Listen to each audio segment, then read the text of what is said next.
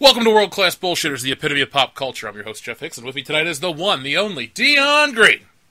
Baby, back at it again. Take me home to meet your mom. I'm that good. Our friend chuckling in the background is the last standing Samoan Nick Utam. Don't skim this fucking episode. And finally, our newest bullshitter, Kendo Slice. Coming at you live from the very first time from Fabulous Cab Kendo. And you sound damn fine. Cover charge only $10 unless you've got tits and aren't a fat guy.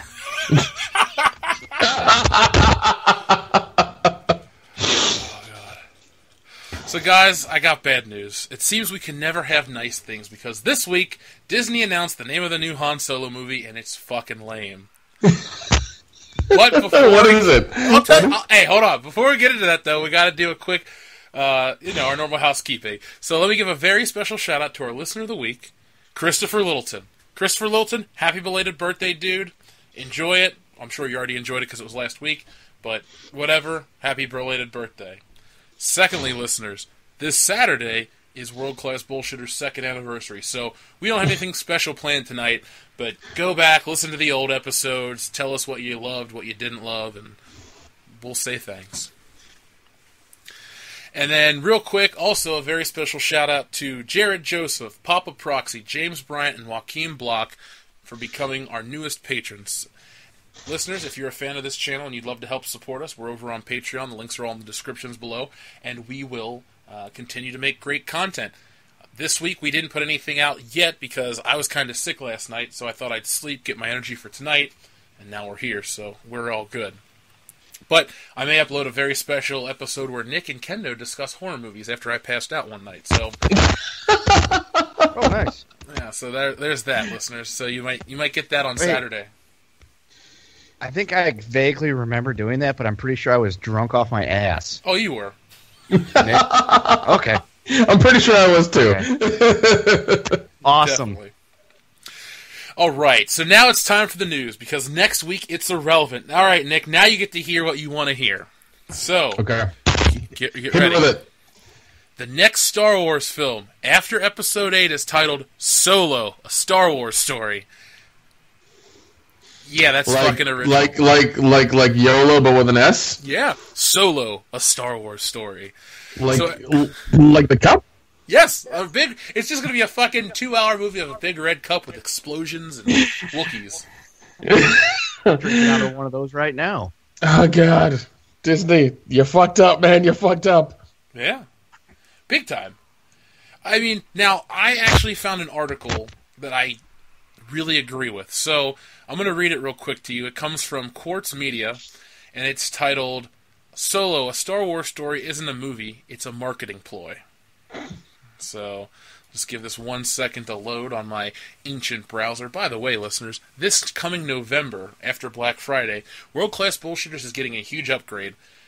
Using the Patreon money that you all have provided, getting new equipment, new laptop, and because of the new laptop, I'll be able to produce actual video content. So, we started out as a podcast, people want videos, I want to give you videos, my HP is a piece of shit. So, until then, you're getting audio videos with a picture. Around Christmas, early New Year's, will be video, and will still be the podcast. So don't worry, we're only going to get better. We're not going to change much. But now that that's over, this tab is loaded. So, I'm going to read you this article real quick. It's not very long, but it basically says... Well, actually, here we go. I'm going to read it. The title of the Han Solo Star Wars story will be Solo, a Star Wars story.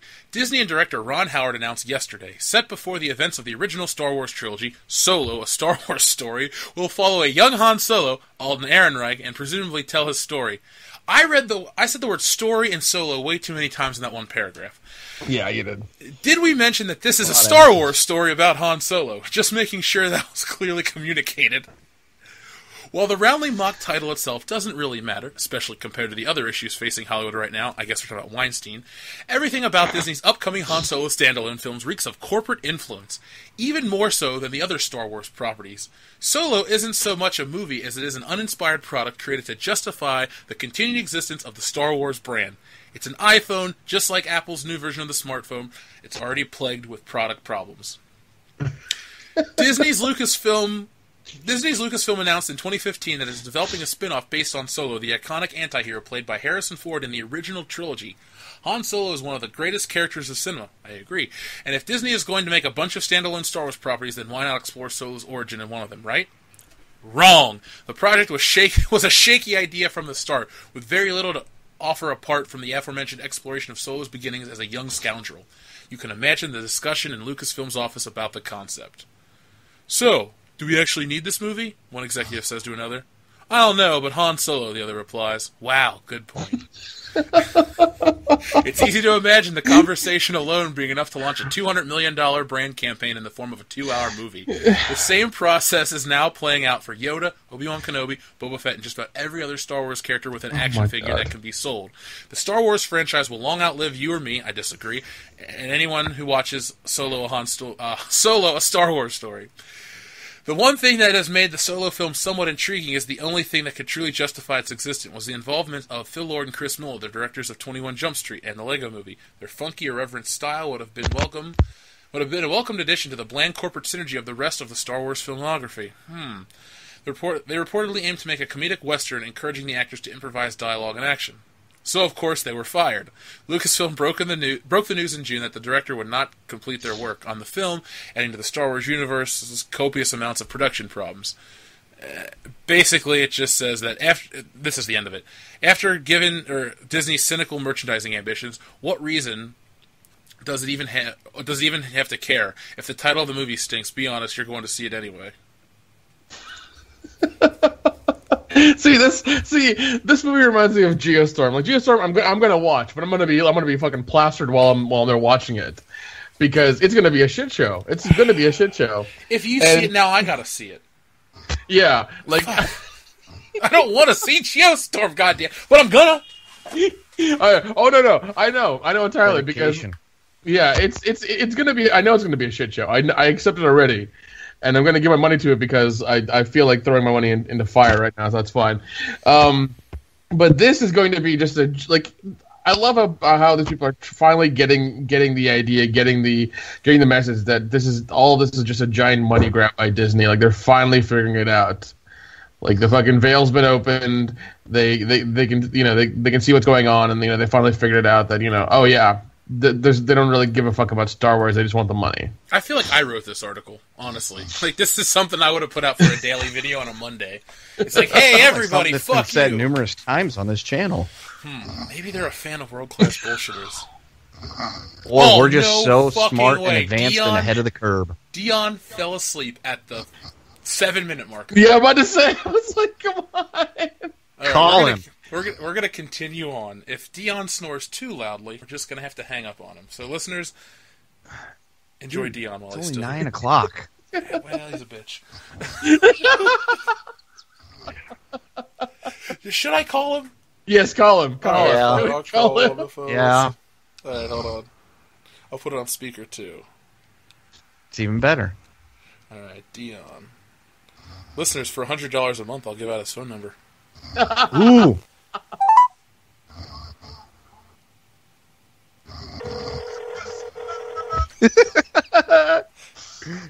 Wakey. My bad, I just You fell asleep in 6 minutes! God damn it. Wakey, hands off Snakey. Fuck. I did say we weren't going to do anything special for tonight's episode, and you just made a classic world-class bullshitters moment, so thank you, Dion. You're welcome. Yeah, first time in history. I don't even know what to do anymore with the fucking Star Wars story. It's a shitty title. Let's move on. Listeners, tell us what you think in the comments section. I know people have been trying to get us to talk about it all week, but sometimes we got to save those gems for the podcast. So, thank you to everyone who alerted us of the title. And there's what we thought of it. It's shit. But okay, real quick, let's give a constructive idea. What would you name the movie? Well, first, do what now? Scoundrels, what I would name it. Yeah, that works. That works entirely. How about where do you get your delusional ideas, laser brain? a Han Solo Star Wars story. I'm Han Solo, bitch. I'm Han Solo, bitch. That's that's the one I'd go with. I'm Han Solo, bitch. A Star Wars story. I just wouldn't make the movie. I agree. Nobody wants this. Or just call it Shot First. There you go, done. It's called. Yeah, I shot first, motherfucker. The Han Solo story. Oh jeez!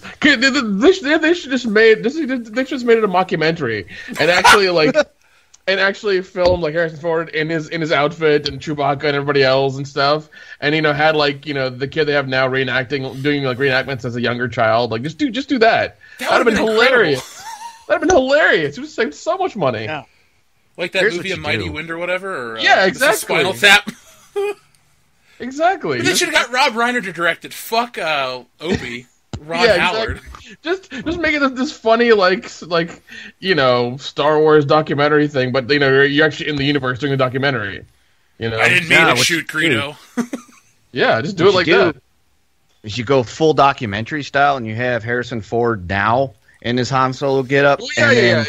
You go up to him and be like, "Well, but no, here's what you go up to him and be like." Han Solo, we're here documenting your life. And he just goes, get that fucking camera out of my face. And just shoves it to the ground. And it just, it's like a 2-minute clip on the Star Wars channel. Oh, God. And the, what is it? You make it like the Dix documentary on Netflix. You make it like that.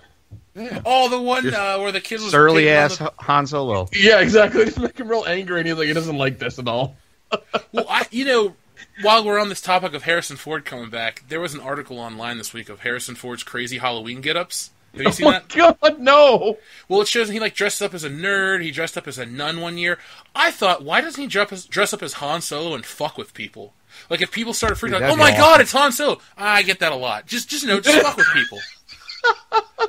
No, he should do it and just start going to McDonald's or whatever and getting, you should do, normal shit, Dude, if I was him, I would put on the full gear and I would demand free shit from people. Like, I was in Star Wars, goddammit! You should ride the bus and go to movies and stuff. Dude, I would walk into Toys R Us and start stealing my own shit. Yeah, he was gonna call the police. It's Han Solo.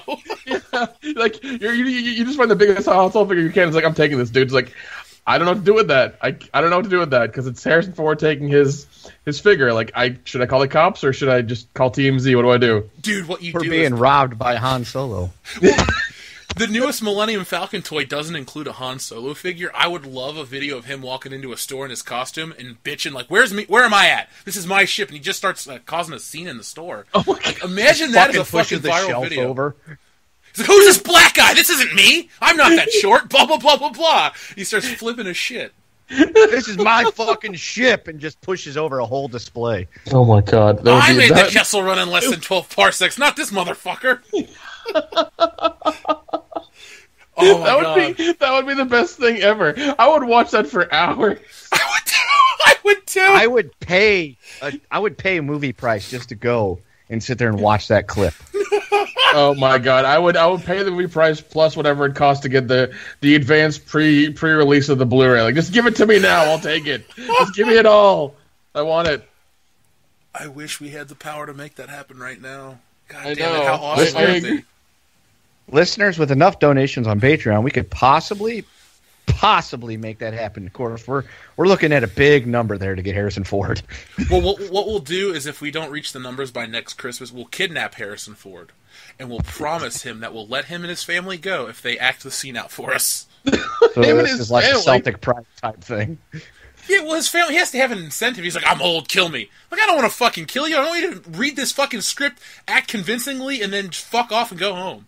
Watching that, did you make a funny movie like that? Some diehard fans make a fan fiction of him. They kidnap him. And they make, a basement Star Wars movie with him. I'm writing this in the morning.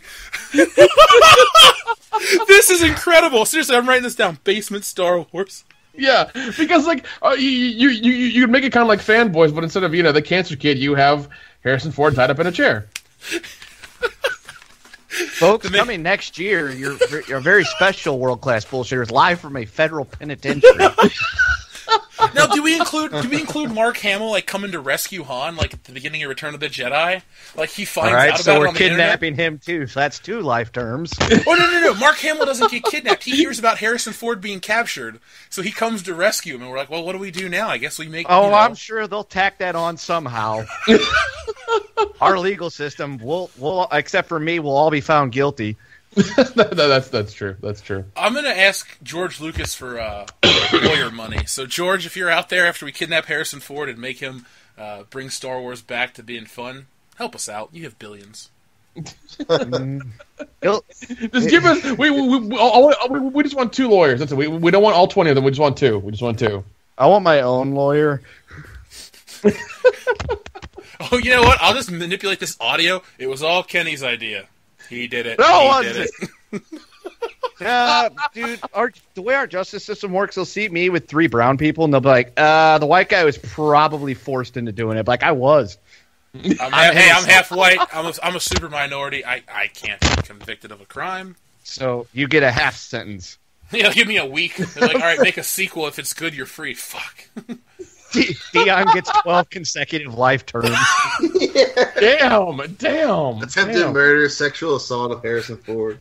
My pants never came off. Nick gets deported and sent to Samoan prison. I was born in Tennessee, motherfucker. That was just a joke on my show, god damn it. Guilty. Oh, God. I really want to stop recording this show and go kidnap Harrison Ford and make this movie. How amazing would that be?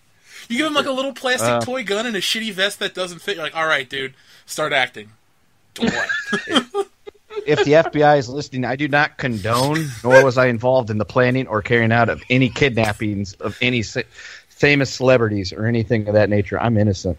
What we really need to do is just like write it and try to pitch it to him. Like every day, we just find him and we just keep sending the script. Maybe he'll say yes one day. I'm like, you can literally give Star Wars the middle finger in this movie. Yeah, exactly. Like, you already got to die. Now you can say fuck off from the grave. How great would that be? Well, Jeff, next month when I go on my gallivant across the Great Lakes region, we'll sit down and write it together. All right. We do have a podcast to talk about. So, listeners, if you'd like to see us make the Let's Kidnap Harrison Ford and force him to make more Star Wars movies idea, let us know. Maybe I'll turn it into a comic donate on book. the Patreon. Yeah, we just need an endless GoFundMe. Just like keep piling money in there. Just keep tossing it in there until we reach the amount we need. Yeah, like, for right, script writing fees and possibly legal fees. Knowing Lucasfilm, they'll want to get in on it and release like a Han Solo trapped in your grandpa's basement action figure set. complete with bucket to shit in. Yeah. The only problem is then Disney will try to get involved and want to Oh my God. Kathleen Candace Kennedy. Oh, her friends at the KKK. The Triple K herself. Too bad cunt doesn't start with a K. So let's talk about the Black Panther trailer, because that came out and I didn't give a shit. Did you guys see it? Yep. Dion, what'd you think? Yeah. It was at least better than the first one. That fucking scene with the SUV still looks like shit. It still looks horrible. I mean, everything else seemed to look better, but oh my god, that scene still looks horrible. And then again, the story kind of looks. There's not enough for me to really care all that much about Black Panther. It looked a little bit cooler, but again, it was just like, hey, I'm Michael B. Jordan. I got this hair thing on. And hey, scales. my suit is gold. I'm like, oh shit. All right. Oh fuck. So I definitely care a little bit more, but at this point, it's just like this is just a filler movie for me right now. I'm just not all that excited about it. Like I said, better than before, but still not. Still very lukewarm. Yeah, I'm dying for Infinity War, and we got to watch one more shitty origin story. Like at least they waited for Ant-Man to come out after Age of Ultron. Like if Ant-Man came out before Age of Ultron, that'd be kind of dumb.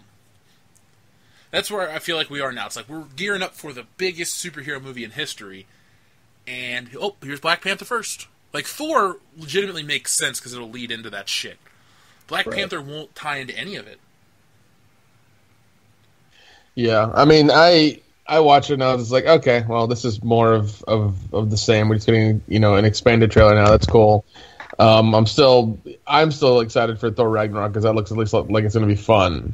So I'm down for that. This looks like they're just trying to stuff Black Panther into the universe to add him to it at the end of it, kind of thing. Like they just want him there as he's a part of it. So he did a great job in Civil War. Like, here's my thing. I don't have a problem with Chadwick Boseman. I don't have a problem with the character of the Black Panther. I don't have any of these problems. My problems are the people and the marketing behind the movie. Like, the fans of this movie and the marketing. Because the marketing, come on. It has to come out in February. Why not January? Why not? You know what I'm saying? It feels a little disingenuous with that point. And then secondly, it's like, you got these people in the comments that are like, I'm literally crying. I can't believe we reached this moment in history. It's like, look at listeners. Kendo and I recorded a trailer comment reaction to the Black Panther trailer, and basically for everyone that sits and goes about how we finally made it and they're crying, black people are finally showed competently in the film, we brought up like many points. We brought up Danny Glover in Lethal Weapon. He's a family man, he's every bit of Mel Gibson's equal. Blade, yeah, of course, Blade. That was brought up. Any Eddie Murphy movie ever. Meteor Man, come on. Blank Man. Blank Man. Maybe not Blank Man. I love Blank Man so much. Oh, me too. Oh my god. My point was, and this video will be released next week, so you guys will get to hear it. But my point is, like, Black Panther is not an achievement for black people in film. There have been black superhero movies. There have been black movie stars. There have been black mega stars. The highest selling album from a single artist is from a black dude. I don't get where there's this disparity, like, oh, black people have been mistreated in entertainment. Maybe back in the day, but for the last, 35 years, it's not. So anyone that makes these comments, that's not, really old, yeah, that shit's stupid. That's what pisses me off. Black Panther's fine. Just leave that shit out of it. It's like that toxic fan base coming back in. Don't make it about your politics. Let's just enjoy a movie that could be cool. Fuck Michael B. Jordan, but the movie could be cool. Well, listen, Michael B. Jordan's pretty cool, but my whole thing is like, whoa! He looks like a black Aquaman. He's got the fucking scales and the braids. Don't you dare talk shit about that hairdo. He looks like he gives a fucking shit. He's the Gold Panther. What the fuck? Dude? That looks like a haircut Diane would have. It does look like the haircut Diane would have. It's like the random. The only thing I actually laughed out loud. He's like, I've been waiting for this my whole life. I'm like, motherfucker, clearly you haven't, because if you were waiting your whole life, you would have picked a better haircut than that. He's been waiting since the Fantastic Four flopped. So yeah, he's like, I was Johnny Storm. God damn it, the best Johnny Storm. The greatest. No. That still goes to Chris Evans. I'm sorry. Of the two Captain people America? You mean the guy from Not Another Teen Movie? Yes, that guy.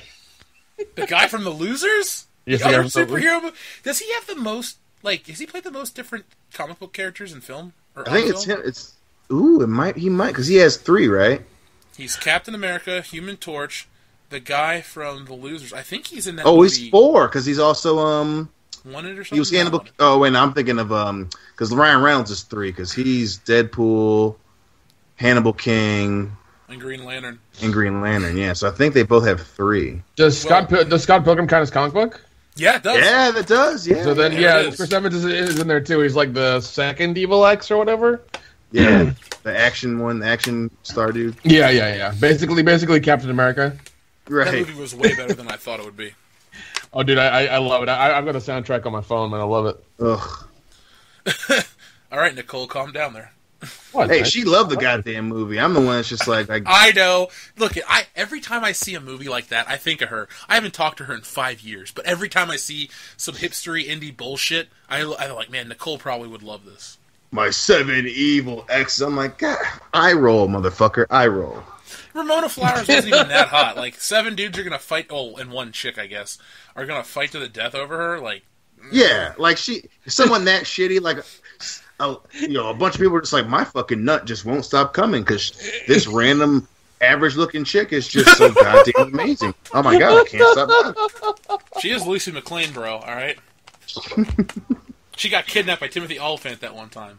Lucy McLean speaking. It's your mommy. God. We're going to do a spoken word tour of Die Hard coming next Christmas, folks. Get ready. Buy your tickets now on Patreon. off Broadway stage play of Die Hard. And then we just keep quoting Die Hard whenever someone asks about it. When are you guys posting that Die Hard movie? Now, goddamn it, now! Yippee-ki-yay, motherfuckers. Oh my god, the quarterback is toast. Like, just randomly not even answer the questions properly. Yeah. And then, like, someone will be like, you guys are a bunch of fags. And we'll be like, they're shooting for the lights. Man, I hope that's not one of the hostages. God, I could watch that movie every day. Now we got machine guns. I'm Bullshitter Johnson. No, the other one. No relation. Oh my god. After all the technical difficulties, this has turned into one of my favorite episodes. And the thing, Dion, you almost slept through the whole thing. The funny thing was, like, I had my bullshit. Yeah. Like, I was just sitting there chilling. I was comfortable, and the next thing I know, I hear my phone go off, and Hillary's running in the room. I just had I had a thing with D2. Like, that's just my random bullshit excuse. I'm sorry, I was dealing with D2. Like, oh shit. Oh yeah, I was doing the show. Fuck. Oh my god. Well, for the thousands of people that do listen to us, I guess we do have to get back on topic. So, you guys have anything else you want to talk about Black Panther, the way people are reacting? I said this in the video that's coming out next week. One of my favorite channels, Double Toasted, made it all about, like, we finally made it, and I just turned off the video. Well, and that's the other thing, too. Like, the thing that pissed me off, right, was, like, I get the majority of, and it makes sense, if the majority of the cast is black, they're in Africa, I understand that. But when you keep bragging about it, oh my god, there have been completely black casts for movies for the last 30, 40 years. Yeah. And a lot of them have been successful. And, you keep, I don't want this to be like Wonder Woman, where there's all this bullshit and it was just a mediocre movie. And it's becoming that very same thing. It's like, if you're excited for the movie, that's fine, but don't act like all of a sudden, Wesley Snipes wasn't there, Eddie Murphy's never been there, Danny Glover's never been, like, this whole, we finally, like you said before, it's like, I get it, the dude, again, Marvel perfectly cast this dude, but they're not doing this. They didn't make the movie like, oh, finally, we need some black. No, they made it because people like the character. And if you're going to fall for this last-minute bullshit of, oh, my God, Black Panthers for black people, motherfucker, please. I got a fucking bridge in Brooklyn to sell you. Because they don't give a shit about that. I promise you, they don't give a shit about that. Does a vampire live on that bridge? Does he have a glorious hairdo? Yep, and he reads Anne Rice books. Oh, shit. Nice. Well, Dion, my thing was, I know that the way they're marketing it is what pisses me off. It's like, hey, here's a movie with a black cast. We got to have rap music. I'm like, seriously? Yep. Thank you. That too. Why couldn't we have an epic score? Every other Marvel hero has had a score, good or bad. That's very true. Black Panther's gonna have you're 100% fucking right. hip hop. And Jeff, what? Are you saying that not all black people listen to rap and hip hop? Do they know what rock and roll is? Are they? Are you saying Chuck that Berry maybe, invented it? He happened to be black, so. And from St. Louis. Are you saying that putting rap music in a movie like that with an all black cast is a stereotype? Yeah. It's the trailer, so I'm still willing to give them the benefit of the doubt. But if the fucking movie comes out and goddamn Chance the Rapper's in it, I'm gonna be like, God fucking damn it! Chance the Rapper, DMX, Snoop Dogg, and Ludacris are all in it somewhere. You think this is a fucking game? Yeah, you got fucking soundtrack. Like, you think this is a fucking game, Michael? When Black Panther fights the Gold Panther, it's like, and now a fight scene narrated by DMX. Come on! That's all it is for 20 minutes. If the soundtrack comes out in its entire rap soundtrack, it's going to be fucking awful. It's going to be an embarrassment, and I don't think Marvel could get over that one in 2017. No. Marvel, they're going to be like, oh, we fucked up, sorry. You better drop the fucking money and get Michael Giacchino or some respected composer. Fucking Hans Zimmer, I don't give a shit. But look at Black Panther was a good character. He was treated with respect in Civil War. He was one of the better parts. I think he's one of the most interesting characters. Him and what's his fucking face, Baron Zemo, or just Zemo in that movie, because they had complete character arcs. Nobody else did. It was just a continuation of them. Black Panther came in, served his purpose, grew as a character. He was awesome. Zemo, the same thing. that's why I'm kind of worried about this. What do we have to do with him? Oh, he's going to be learning to be the Black Panther. But that'd be like if we watched the next Spider-Man movie and it was an origin story. It's like, come on. Well, and I will say the cool thing was, when it's him and his sister, and they had that little handshake thing. I thought that was cool. But I'm just like, but in the back of my mind, especially the fucking, I was like, I know they're not going to focus on that. They're not going to just like be a continuation of Civil War. It's going to be this fucking, now you're the Black Panther, blah, blah, blah, blah. Hey, remember that dude that was in Age of Ultron? It's going to be like, God, please don't shoehorn this motherfucker into the franchise just because, you want to try and fucking milk some bucks out of people. Please don't fucking do that. We'll see. I mean, we gotta wait till Black History Month, so yay. That really pisses me off, too. It's like, really, guys? Really? You couldn't really do, like, March or January? You had to do it in Black History Month? Yeah.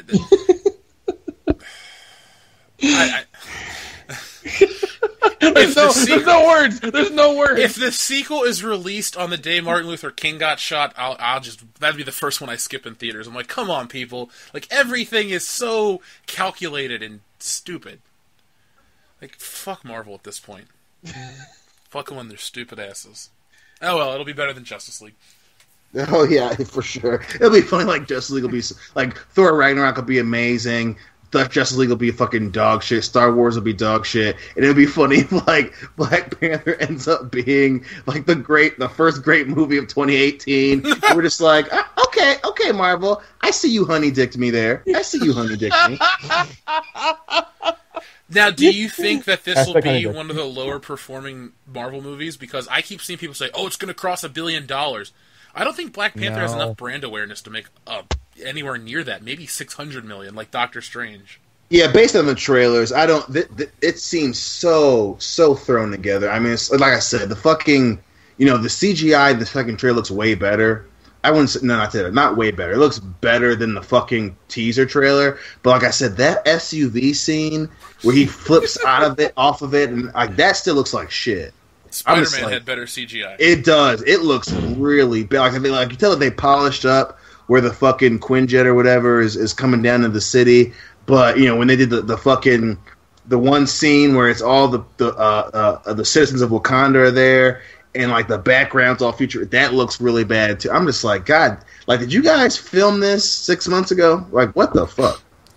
It would be nice though if this movie ends with Bucky like escaping or something, and they give him a new vibranium arm, and then they're like, that would be good. And then they all look to the camera and go, "Up next, Infinity War," and then it just goes to black. That would be pretty nuts. Like all these characters will return, and I'd be like, I just came, guys. I'm just anticipating the movie being over because that means the next one is the big one. Like, we're getting so close to it, and then I have to wait a whole fucking calendar year until the finale. It's weird. Normally, like, when you're enjoying something, like you're enjoying the ride, you don't want it to end. I only want this to end to see what happens. Like, I want to know who dies. I want to know what happens. I hope Iron Man goes. Like, that's the shit I'm pumped for. Not this one. Not fuck Black Panther. Don't give a shit about him that much. Just, oh god. Yeah, can we have Thanos like punch his fist through Iron Man? Can we have that? Oh, no, in the book he rips his head off with the helmet on. No, they won't do that. They will not do that. Well, because what happens in the Infinity Gauntlet comic book, Thanos, they all go to fight Thanos off-world, and he kills them all, and then they have to go back in time to go fight him again. Like, it was insane. Like, he suffocates Cyclops. He rips off Iron Man's head. Captain America's the last one standing, and they fight to the death. Damn. So, yeah, god damn it. I can't get into that right now. So let's just move on to our next topic. Sorry. So Dion, everyone else, I have some good news and some bad news and a question. So what do you want first? The question, the good, or the bad news? Bad news. Bad. The bad news is that the Justice League film exists. The good news is that The Punisher comes out on the exact same day. And here's my question. If you were tasked with to watch only one, what would it be? The Punisher series or the Justice League film? Fucking Punisher, hands down. Let's see. Gun to my head. Yeah, Punisher. Just, maybe like the offer of a free pizza, it's going to be Punisher. I am going to watch both because are we going to do Justice League for the channel? I feel like we have to. We have to. We have to. No. Yeah, we have to. Bitch about it. Especially now that we talk so much shit about how it looks like a shitty video game trailer. Like, we at least got to go see it. It's just like people are going to be like, so how is it, guys? We'll be like, hey, remember that shitty PlayStation movie adaptation game we were talking about? That's exactly what it is. Well, one of our fans messaged me today. He goes, are you guys going to see Justice League and tell us if it's good, or are you just going to tell us it sucks no matter what? I said, hey, we've been wrong about shit before, and we're honest, so be prepared for a review no matter how good or bad it is. Yeah, WCBS, no honey ducking here. That's right. Yeah, we're beholden to nobody. I will bow down to no sponsor. That's right. We will throw it out to you however we see fit. And hell, there's a chance that half of us might like it, but half of us might not. We never know. If the movie's awesome, I'm going to come out of that going, hey, I was so fucking wrong, everybody. It was great. But if the movie's a piece of shit, I'm going to go, hey, I called it 2 years ago. Yeah, exactly. Okay, let's talk about... Hold on, because my computer acted retarded, so you have to... So, let's see... Oh, Kevin Feige talked about a female Thor this week. We'll keep up with the comic books. So, when asked if there would ever be a female Thor in the MCU, Kevin Feige responded with probably the nicest, safest comment ever, which can kind of get him out of trouble. It says, we always look back to the comics to get those ideas. Sometimes very specific storylines like Civil War, sometimes just nuggets or characters like Planet Hulk. So anything that's happened in the comics, even a female Thor, become great potentials for the idea from which future movies can be born. But he didn't say yes. And I feel like Kevin Feige's too smart for that. Well, kudos to him for the political answer. God damn it, he could run for office now. Shit. But at least he's like, giving them enough of an answer to be like, it might happen. Like some asses like there, it's gonna be like, we're getting a female Hulk. It's like, no, we're not. Come on, be smart about this.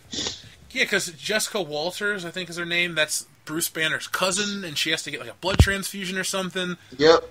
It's too weird. And female Thor doesn't work because you have to bring back Natalie Portman. She has to get cancer. Thor has to become unworthy. It's nice that Kevin Feige humored these idiots enough to where they'll just shut the fuck up. But we, as a fan, I know deep down he's like, this dumb bitch. Like, this is never going to fuck. But he can't say that. It would take another 3 movies to tell that story. See, that's why I couldn't be Kevin Feige, because some dumb reporter would look at me and I'd smack him and be like, you dumb fuck, that's not going to happen. Like, why would we ever make a female Thor movie? The comic sells like shit. Everyone likes Chris Hemsworth. Like, where is the incentive? Oh, I feel like it's equal representation. Who gives a shit? We're a fucking business. Whatever makes money makes money. Kiss my ass. Plus, they don't fucking buy or read comic books. Are you telling me that women read less comics than we're told to believe on the internet? Jesus, yes, I know, man. It drives me crazy. Like, don't get me, like, we can just we have a fucking laundry list of female heroes we can make a movie out of. Why would we do what failed for the fucking comic book? Yeah, there's a bunch I'd rather see before I would never watch a female Thor movie. I'm not even really hell bent on watching Captain Marvel, and I like Brie Larson. I think she's a good-looking woman with a great smile and can act. So Captain Marvel's just an unlikable character. Plus, you can't include Rogue. So how is she going to get her fucking powers? Or no, sorry, that's how Rogue gets her powers. But how's that ruins her greatest storyline, where she goes into a coma for all those years because Rogue, robbed her of all her powers. Right.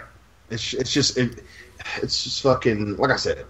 Even then, there's there are other fucking characters you can go off of. And like I said, as much as I thought that meme looked cool on Facebook when I saw it a couple years ago. Like, I don't want to fucking, like, that's... But like, but I mean, like, you have Black Widow. Do her backstory, goddammit. She's one of the human characters in the group.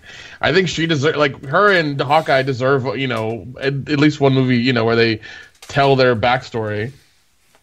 I'd be fine with that. Show Budapest, the thing they talk about in the Avengers. Yeah. Show that mission, or show show that. Just do one movie about both their backstories and be done with it.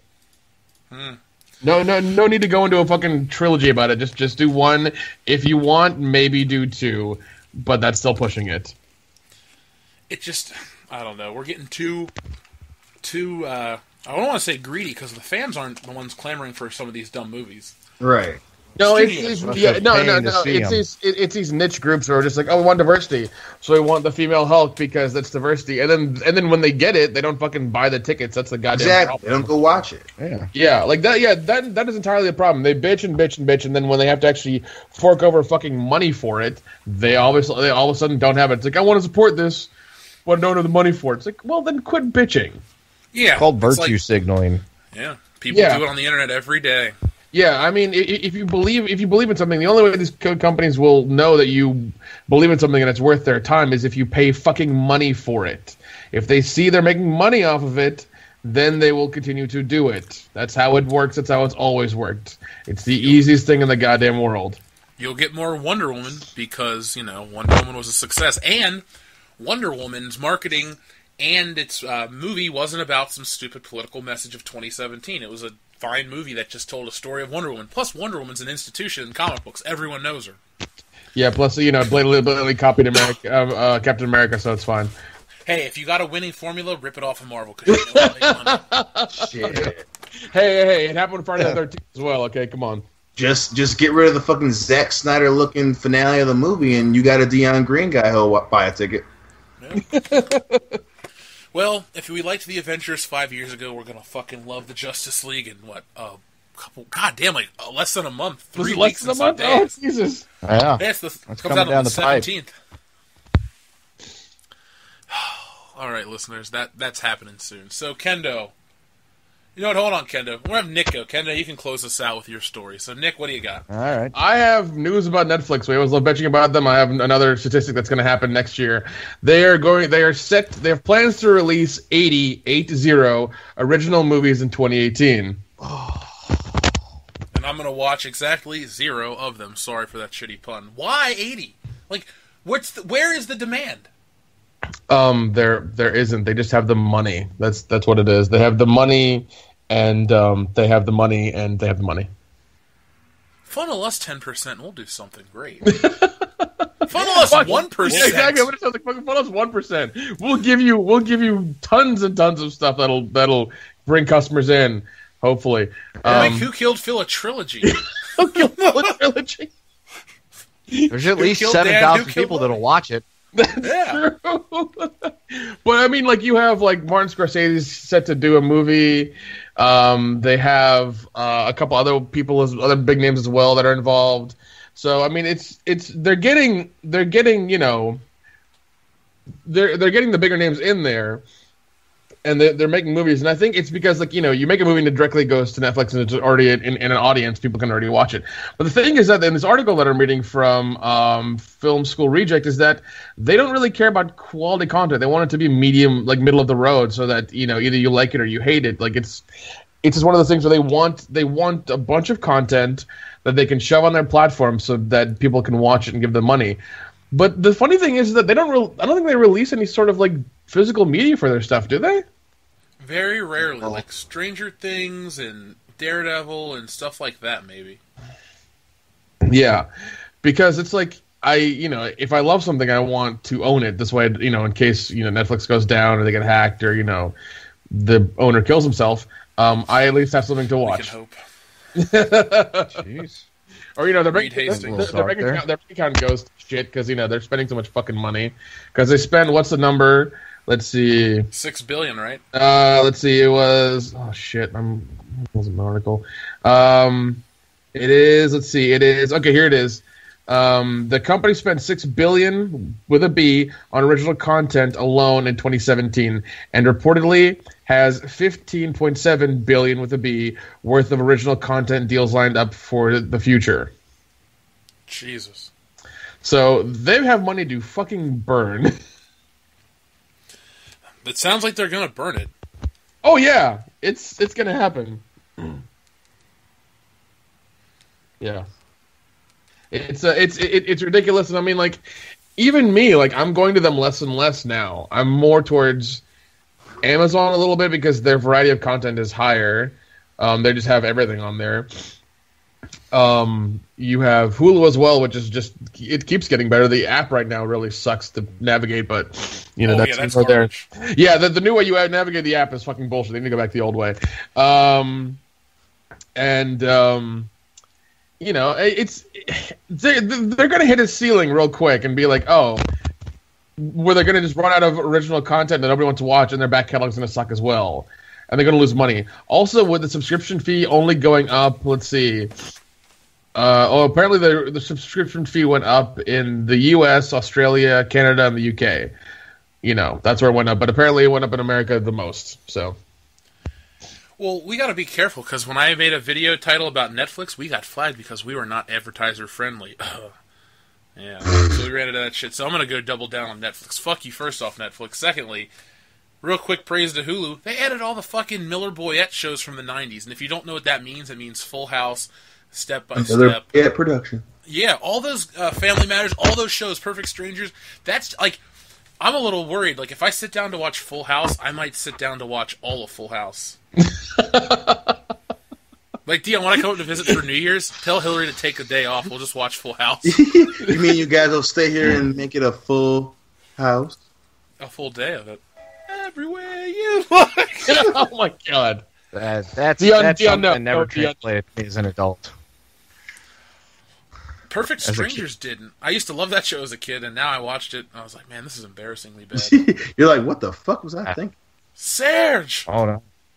Dude, as a kid, man, TBS, you'd have an hour of Saved by the Bell and an hour of Full House after school, and I watched both, and now as an adult, I'm like, why? I remember waking up and watching Saved by the Bell. Yeah, it was on like at 7 a.m. here. Yeah, it was so weird. Yeah, it was on Saturday. I never liked that fucking show. Sorry, listeners. Well, that's the thing. Like, the majority of people didn't like Saved by the Bell, but they just kept doing it. Yeah, they kept the college years. Yeah, they kept like college years, and they kept changing people out. And then they had a couple like they had like 3 movies or whatever. It was fucking weird. Yeah, then they all work in a hotel in Hawaii or something. Yeah. An adolescent kendo like Saved by the Bell because it featured Leah Remini and the Hawaiian thing and a very, very beautiful young Tiffany Amber Thiessen. So adolescent kendo enjoyed it, and then he forced his mom to like go and rent Showgirls because he wanted to see Jessie Spano get her tits out. And then as a kid, he was disappointed. As an adult, he's even more disappointed. Yeah, that movie's complete horseshit. Yeah, Showgirls ruined a lot of lives. A lot of lives. Yeah. As a 13-year-old, I was like, this is terrible. Wasn't there a Baywatch Hawaiian Nights? Put your hand on your pants. This is terrible, but I love it. Oh, it's terrible. Yeah, it was like, it's terrible, but I can't look away. You're just like an even differenter Nick. You're just like, I don't want to come to this movie, but I will have to.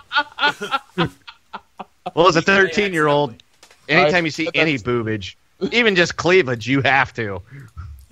Maybe. I agree.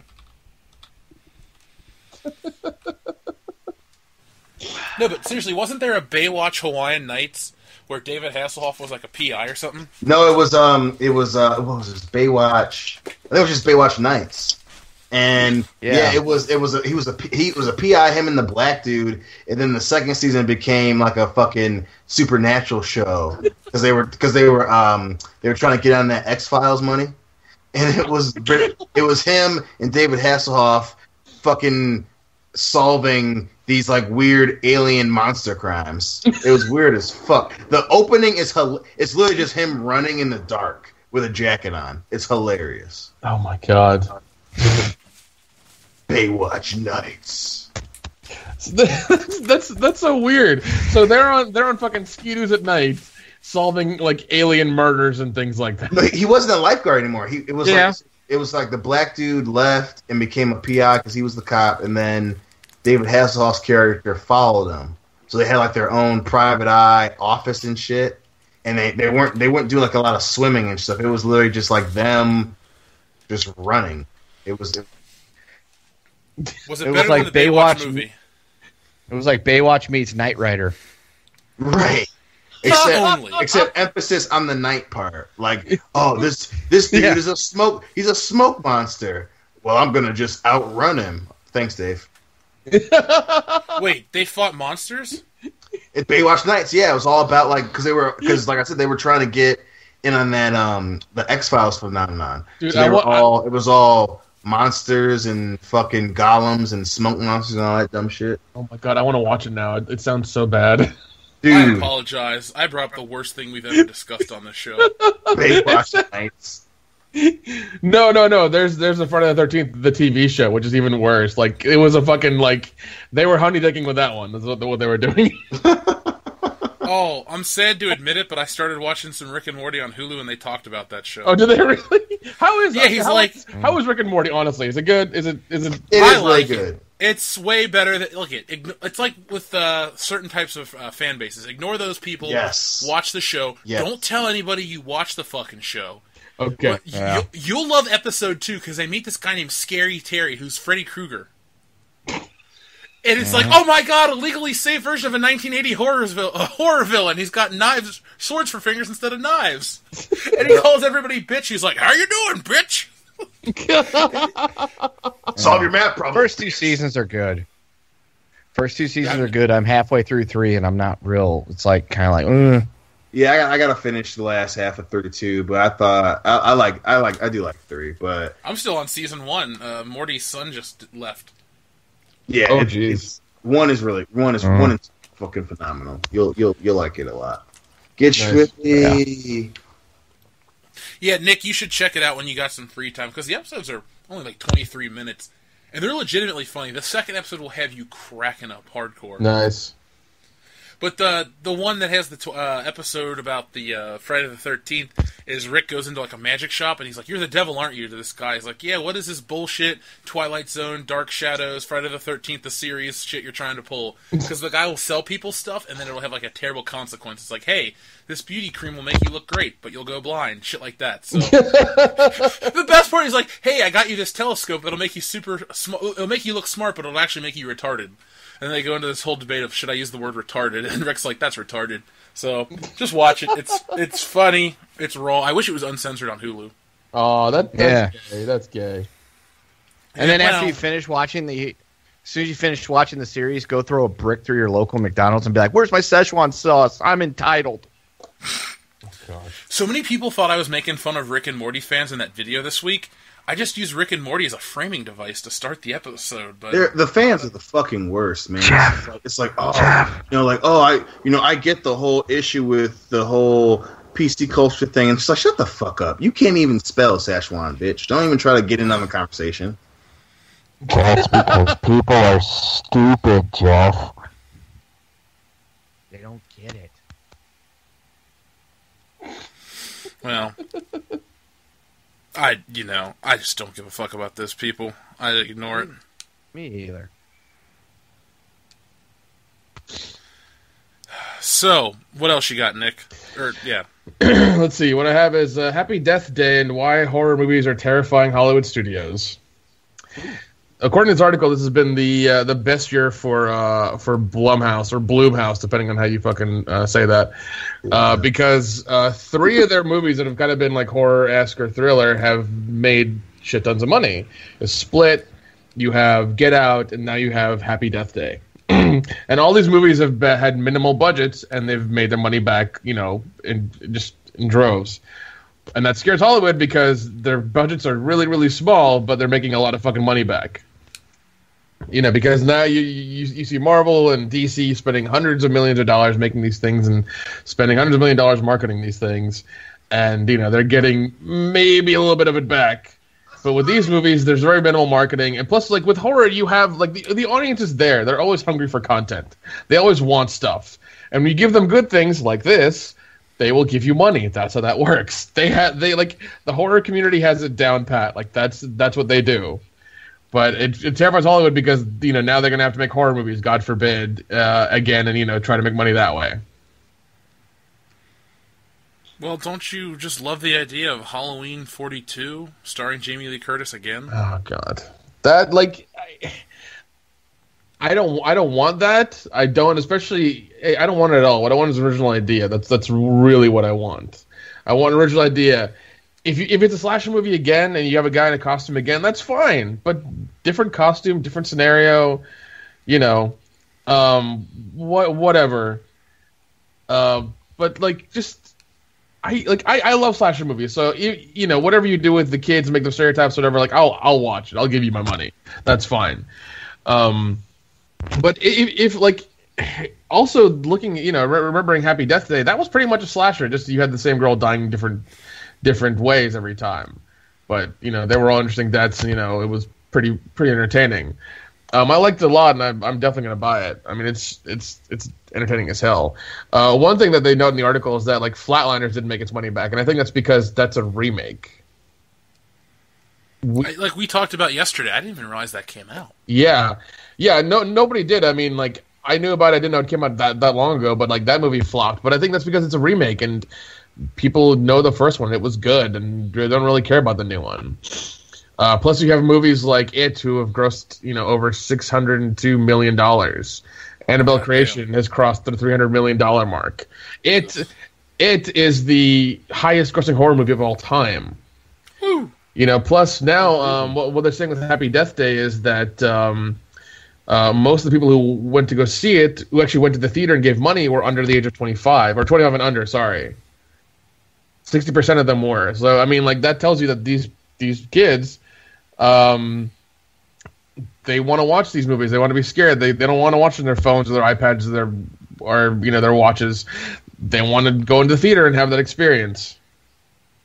Yeah, you can't watch a horror movie on an iPad and expect to feel anything. No. Horror movies, that is a theatrical experience 100%. You cannot get the same experience on your couch or, you know, at work while you're on your phone in the bathroom. Like, it doesn't happen. See, I always skip horror movies when they first come out in theaters because of the crowds they attract. So for as much as I like horror, it attracts the worst of the worst. Like when I went to see The Purge... There are 3 Purge movies, right? Yeah. Or just 2? Okay, I think I've seen all of them in theaters. And if you go when the movie comes out, you got these loud teenagers and people that scream at the screen. Like, that's not a good experience for me. That's why I went to see it at like 10 in the morning on a Friday. And it was still full. And nobody said a fucking word. Which is shocking, right? It's shocking. I went and saw it at like 3 o'clock on like a Wednesday afternoon, and there was like 7 people in there. And of the 7 people, there was me, some other dude that had his shit together, and 5 people. It was like a mom and her fucking teenage 20-year-old kids. Wait a second. How did you know the other guy had his shit together, first of all? Because he wasn't on his phone, he wasn't talking, and he wasn't acting like a fucking twat like these other people were. So I assumed he's acting like me. He's probably got his shit together. Okay.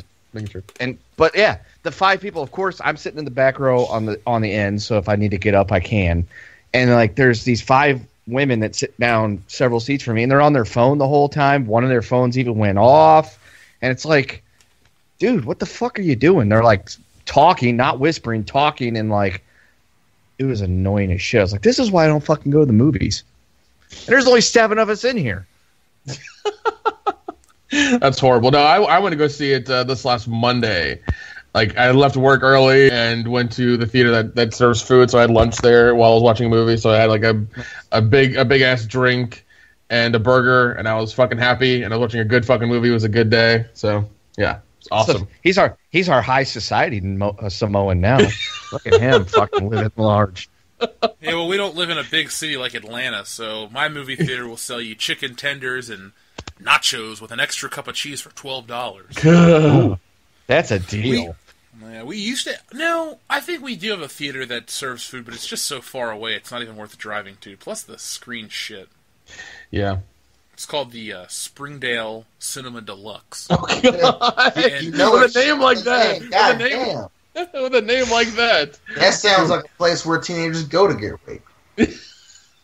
Well, I mean, the last movie I saw there was probably Argo in 2012. Oh, so Jesus. That just goes to show you how much... But back in the day, that was my favorite theater. I saw Spider-Man 3 there. I saw Episode 2, Attack of the Clones. I saw Die Another Day. All those movies actually suck in hindsight. Like, I enjoyed those movies as a kid, but looking back, I've never seen a good movie there. You watched Die Another Day. The first weekend it came out, Dion. Jesus Christ. It's Jeff, and it's a Bond movie. Why is this a problem? I know. I saw Quantum of Solace twice in theaters, dude. So what do you expect? It's time Another day. There used to be a swimming pool by me named Springdale, and that's where the people from the trailer park that was adjacent to it would take their baths, I assume. Well, I wouldn't. It's closed now. We could drive by if you want to. There's a nice pizza place by there. Well, it's probably not that fucking nice if right across the street they were taking their goddamn baths after their shift. What the fuck? No. They closed the pool years ago. They filled it in with dirt, and the trailer park was closed down. It's an RV park now. So Oh, hey, yeah. that's not a big improvement. Yeah. no, but those are mobile Hoosiers. It's different. Mobile. Fair enough. Fair enough. They're not there very long. They get in. They do Yeah. they get out. Yeah, they can just get up and they get. It's it's like pikeys. Oh my god. What? It's like a European gypsy. It's not important. Have you ever seen okay. Have you ever seen Snatch? Yes, No, well, I mean, I've seen a real one, but not the movie. I've seen the movie. I know what you're talking about. Okay, so yeah, all right. So Nick's got it. Jeff, go watch that movie. Don't skim it like Eddie. Oh damn. I would Oh never. damn. Oh damn. Don't Unless it's skim got it the and then word- give it a rating. Unless it's got the word something of Chucky, I'm gonna watch the whole film. Yeah, well, Fuck Snatch, those movies. Snatch is a good movie. It's before Guy Ritchie married Madonna and started making shitty movies. You know, Dustin and I watched that one where Madonna was trapped on an island with, I think it was Guy Ritchie. Guy Yeah. treats her like shit the whole time. He's like, I Yeah. like that movie. Dude, that movie was so fucking terrible. No, he made Lock, Stock, and Two Smoking Barrels, which was great. And then he made Snatch, which was great. Then he married Madonna. She immediately got an English accent after having been there for like a fucking weekend. And then he's like, well, I got to put Madonna in a movie because I'm fucking her now and blah, blah, blah. And that movie was fucking terrible. I can't even remember what it's called. I want to say Castaway, but that's not it. But it's like her on a beach with some Spanish guy. Madonna something. played the beach ball. Starring Madonna as Wilson. Another day. Fuck you! Another day. Oh my god. Either way, it was a terrible movie and it ruined Guy Ritchie. Man, Sherlock Holmes is a great movie. The second one's a great movie. Yeah, but I say the second one's good. The first one I was so excited for, and I ended up hating it. I love both of them. The second one's better than the first. Especially when they're doing the running through the woods scene and the camera's just on. Oh, dude, The camera isn't moving, but they're that's running. amazing. That's an That amazing. fucking yeah, man. Hillary and I went and saw that, and when they were doing that scene, I literally was coming in my pants the entire. Especially when like they're just fucking dudes sprinting, and he fucking pulls up the rifle at the very end and fucking shoots the gypsy guy. God damn, I love fucking Game of Shadows. Woo! Well, all right. Nick, what else you got? What else I got? What I have is let's see. Barry Diller from IAC has said he's sent a letter to Hollywood saying the boat has passed on competing with Netflix. Basically, he says is that there's no way they can because they have the amount they have crazy amounts of money they're willing to spend, and they have an outlet already that's built a built-in fan base. And there's no way that they can do it. They could have, even Amazon and Hulu have tried. Amazon might be able to, but I doubt they will. He goes on to call out even Google. Like Google could have done it as well with a subscription video service, but they it passed them by, and they no longer have the ability to. Or even if they started now, it wouldn't be anything. He goes. It's just him like pretty much yelling and hollering, being like, you could have done this, but you all fucked up. I don't think it's too late because we've discussed this before, Nick. But Netflix content has a left-leaning slant. When this shit is not in vogue anymore, people are going to look through their catalog and go, "What the fuck?" No, Just 100%, yeah, and yeah, it is very leaning left. I will agree with you on that. And they need to make it more centrist or central or even or whatever the fuck you want to say it is, and Nonpartisan. Centered. centered. Oh, nonpartisan. Thank you. That's what I was looking for. Nonpartisan. And satisfy both sides instead of just satisfying one side. It's a little too obvious. Like John Carpenter has political messages, but they make you think. Yeah, well, his are political messages that everybody can relate to. It's not just like, oh, this side's bad, we're good. It's like, oh, this thing is horrible, and we all seen it in our daily lives, and we need to kind of talk about it. Yeah, curb the consumerism, stuff like that. Yeah, exactly. That's a different. Not Jeffrey Tambor's dressed as a woman. Blah, blah. Well, that's on Amazon. I can't really blame Hulu for that or Netflix for that one, but I think we're on the same page, Nick. Yeah, definitely. Because I've seen it as well because I watched what was it? His comedy special, Chappelle's, and I was like, oh, okay, cool. After 10 or so years, he's gonna come back and he's gonna do comedy. It was the laziest shit I'd ever seen. It was basically just him like smoking and talking for like an hour. I was like, what?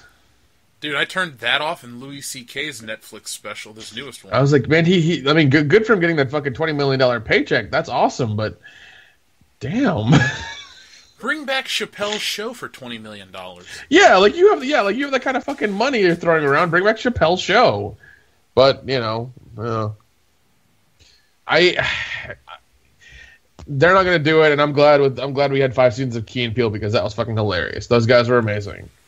That show's great. And I need to get that show on physical media as well because man, I want everything. I want to know all the details. I want to know the writing process. I want to know everything for it.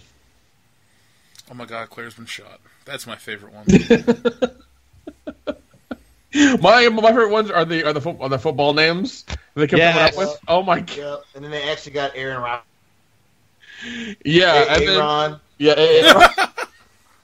Dude, I can't say his name right to this day because of that. Like the other day, he got his fucking shoulder destroyed, and they're like, Aaron Rodgers out for the game. And I sent my buddy, I sent him like a voice message because he's a Packers fan. I'm like, hey, Aaron Rodgers is fucking done for the year. Have fun.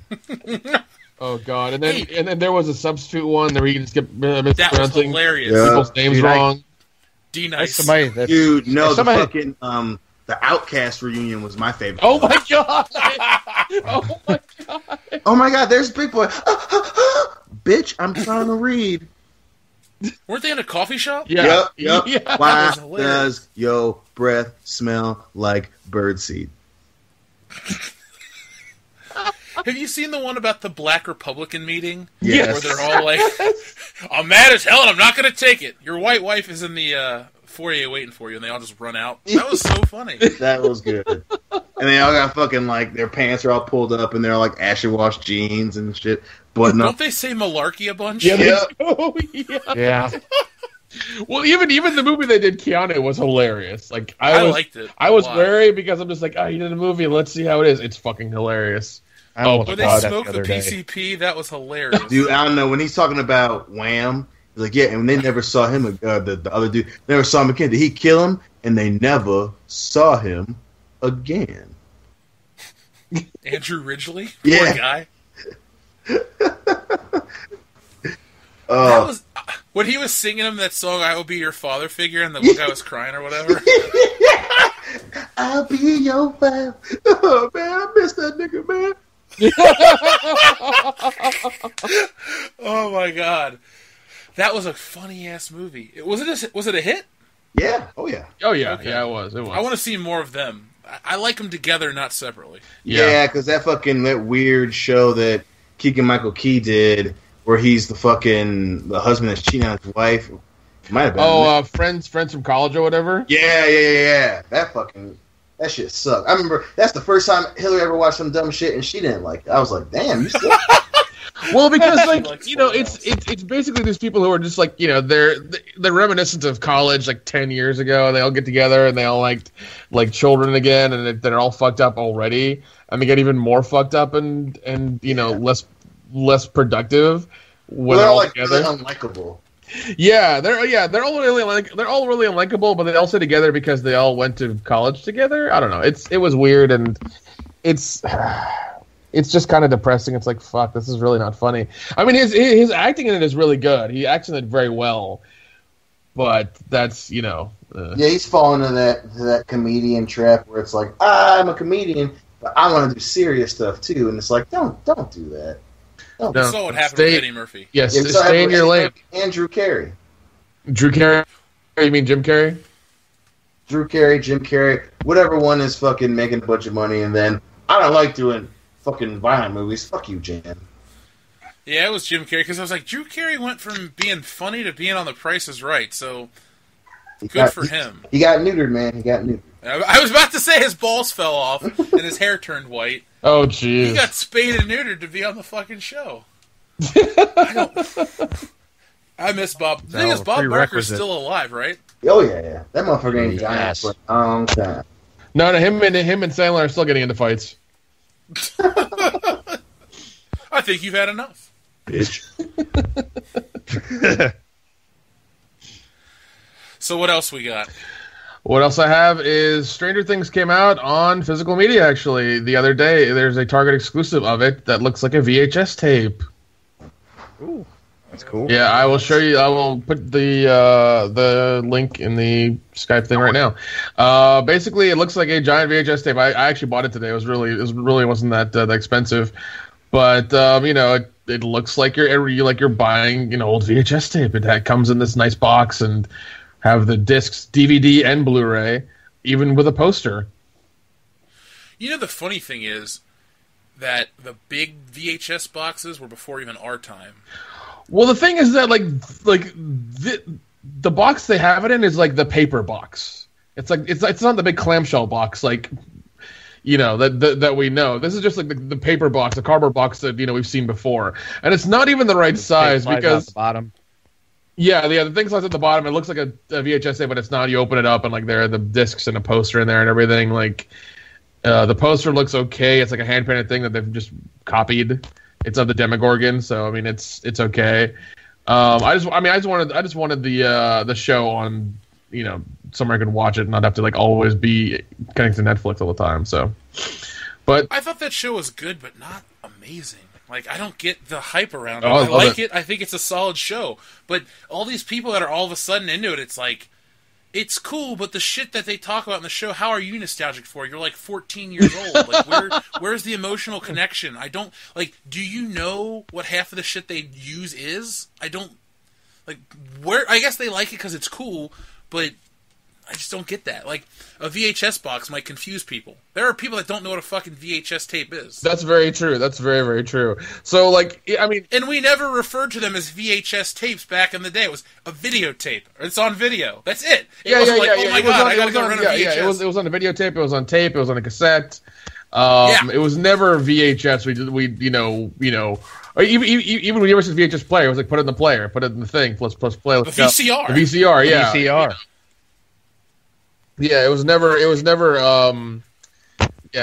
VHS. It's no, we never said that. It's not a thing. But this is what it comes with. Let's see. I think it's, what is the price? The price is on here somewhere. $25. $25, yeah. So it's not that bad. You do get DVD and Blu-ray.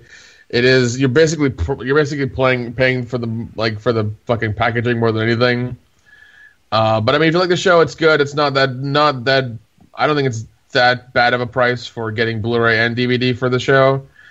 It is only a Target exclusive, so you can only get it at Target. When I went to get it today, there was still a lot left there, so it's not like everybody's grabbing it up right now. So there's still a few left. Come on, Black Friday, $9.99, and Jeff will buy. Oh, guaranteed. Oh, so Kendo. Oh wait, by the way, isn't Stranger Things season 2 next week? 27th. Yep. All right, so we won't be discussing it for the podcast, but there you go. We advertise for you, Netflix. Give us some free membership. Goddammit. Give us a fucking movie deal. I swear to God, it won't suck. Even better. It'll be better than Ozark, I guarantee. I'm never gonna get over that show. Apparently, that Ozark was the most watched thing of the summer on Netflix. Doesn't make it good. There are a lot of idiots. Yeah, you know what, Dion? Every Transformers movie made billions of dollars. I was just contributing, man. I'm just saying, hey, apparently it was... Our asses have never watched one post number 3 in theaters. I blame Joel for number 3. Oh, God. Fuck you, Joel. Damn. He listens every week for his name to come up, so there you go, Joel. The hour 15-minute marker. We're still pissed at you about some movie choices, you motherfucker. Dude, I want the fucking $400 I've spent on shitty movies with you. Oh my god! Just beat it out of him. This is for killers! Jesus Christ, I forgot you had to go see that fucking movie. That was the worst movie I've ever seen. Well, no, one of. Put it like this. I'm still angry about it 7 years later. Okay, Never forget. If you know how to Hashtag hold a killers. grudge, Jesus. Only for bad movies, not against people. Like, if Joel won the lottery and then gave me like $1,000, he's like, sorry for all the problems I caused you, I would take it and hug him and then walk away. And if he ever asked me to go see another movie again, I'd say no. And ask him to buy you lunch. Yeah, Joel, I want Chipotle for lunch, Jimmy John's for dinner. No, Five Guys for dinner. Ooh, there you go. Stepping We it used to go up. there after every movie. Yeah. So, Kendo, speaking of stepping it up, close us out. All right, so I got a couple of things. First, I want to give a birthday shout out to one of the favorite actors of this podcast, John Lithgow. Ooh, how old is he? He's 90? 71, I think. 90. No, he's not 90. He is 71 years young today. Happy birthday to John Lithgow. 71, Jesus. Damn, And, sure, not the last son he'll ever see. Goddamn. And the first John Lithgow movie I ever saw in theaters or at all that I can remember of is Harry and the Hendersons. My grandparents took Oh me to my see that. god. Yeah. I have a John Lithgow question. Yeah. Did he ever have a full head of hair? That as I an don't actor? I don't recall. Yeah, I want to say yes. I want to say In the yes. Twilight Zone, he was balding. He was Well, balding. then, yeah, he didn't because the Twilight Zone was the early 80s. In 83. Yeah, and Ricochet was in 84, and he was balding in that one, too. Yeah, so I guess not. Maybe in the 70s. I want he to was say stage. he was in the movie with Keanu Reeves called Babes in Toyland, and I think he had a full head of hair in that one. Well, I'll make that next week's title card image, and no one will listen to the podcast. Yeah, I'm about to say. John Lithgow did have a full head of hair. Yeah. Maybe no, he was not in the movie. Never mind. I'm thinking it's some other Christmas movie that he was in. Sorry, I'll look it He's up. in another one of my favorite movies, The Memphis Belle. And he was in Dexter season 4, and he was the best part of that season. That was the best Trinity season in Killer. my opinion. I fucking love that season. Yeah. Yeah, it was. Amazing. I'm torn. It was a huge between rebound season from 4 season too. 3. Yeah, season 3's garbage with Miguel Prado. Yeah, because, like, all of a sudden Dexter's character, like, betrays his code. He teaches fucking Bail Organa, like, to kill people and how to get away with it. And then fucking Bail goes off and just starts icing this one bitch that he just doesn't like. And so then Dexter's like, oh, fuck, I fucked up. And it's like, yeah, he sure did, AA Ron. And then he's got to go and fucking kill Miguel Prado to make it better. And it's like, this season kind of sucks. And then season 4 came and it was a revelation. It was amazing. John Lithgow was the best part of that. He made it great. And then season 5 came with Julia Stiles and her fucking elephant stepped on face. Dude, seasons 1, 2, and 5, or 1, 2, and 4 were great. They were. And it was all downhill. 5. Yeah, it's the worst ending, I think, of any TV show I've ever watched. Well, they wanted to leave it open so they could like bring it back if they ever fucking wanted to. It just don't do that. Don't fucking do My it. problem wasn't the fact that they left it open. I actually wanted Dexter to get away, like, completely. Yeah. My problem was the whole season fucking sucked because it was about Deb finding out when she had to kill LaGuerta, and then she was depressed, and Dexter was trying to rekindle their relationship, and it was all about her. It worked better when she was just a fucking pawn. Yeah. Jeff, if But it the makes show you feel got any dull. better, LaGuerta dies in the book in the very first book, which was the basis for season 1. Oh, good, because I hate her so much. I don't know. I thought Like, she I was was- kind of hot in the first couple seasons, and then I got older, and it's like, eh. Yeah, Lauren, what's her name? Lauren Velez. She's not a bad-looking woman, but LaGuerta's just a bitch of a character. Like, to watch her go in that shipping container was fucking awesome. Yeah, Oh, she yeah. ruins Batista because then he fucking marries her and turns into a total cuck. Whatever happened to Batista with that hot lady cop? It was like Barbara Gianna or something. They went to Dexter's wedding together, and then she never showed up again. I don't remember. I know his sister that was like Dexter's babysitter. She was pretty hot. Oh, yeah. I would have Masuka thrown her was a one great or character. two. Dude, Oh, dude, remember when Masuka her was the best fucking part. boyfriend got killed Who? in season... No, what's-her-face's? Batista's sister's boyfriend got murdered in season 7 by the Punisher. He got shot in the head or whatever because he was trying to frame Dexter on his boat. I don't recall. Like, I only watched parts of season 7. I like to watch the first few episodes, and I was like, I'm bouncing. I'm done. This sucks. No hope type situation. Well, season 8 was the worst. Or wait, dude, is there a season 8? No, it's just 7. No, 7 I thought was the end. Well, then season 6 is where her boyfriend gets killed.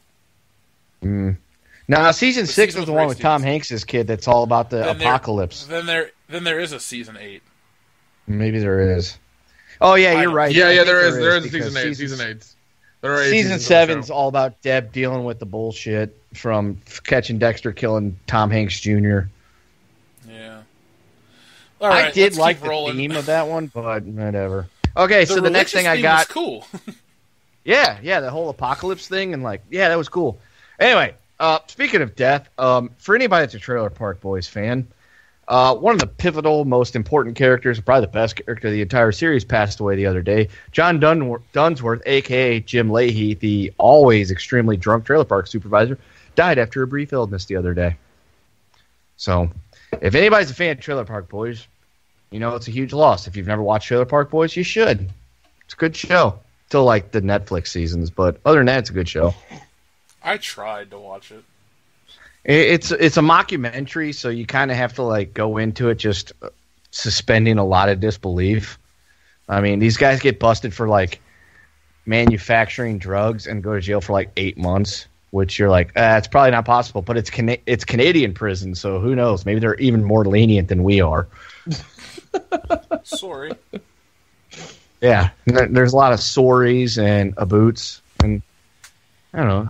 I like the show personally. I found it probably when it was in about season 3, and I was like, wow, this show's great. And anybody that's ever watched it's like, oh, fuck, Leahy's dead. They can never do anything again. Well, they've already filmed all of season 12, so you'll at least get to watch the last season of Jim Leahy. And after that, I don't think the show can work because he's the main antagonist.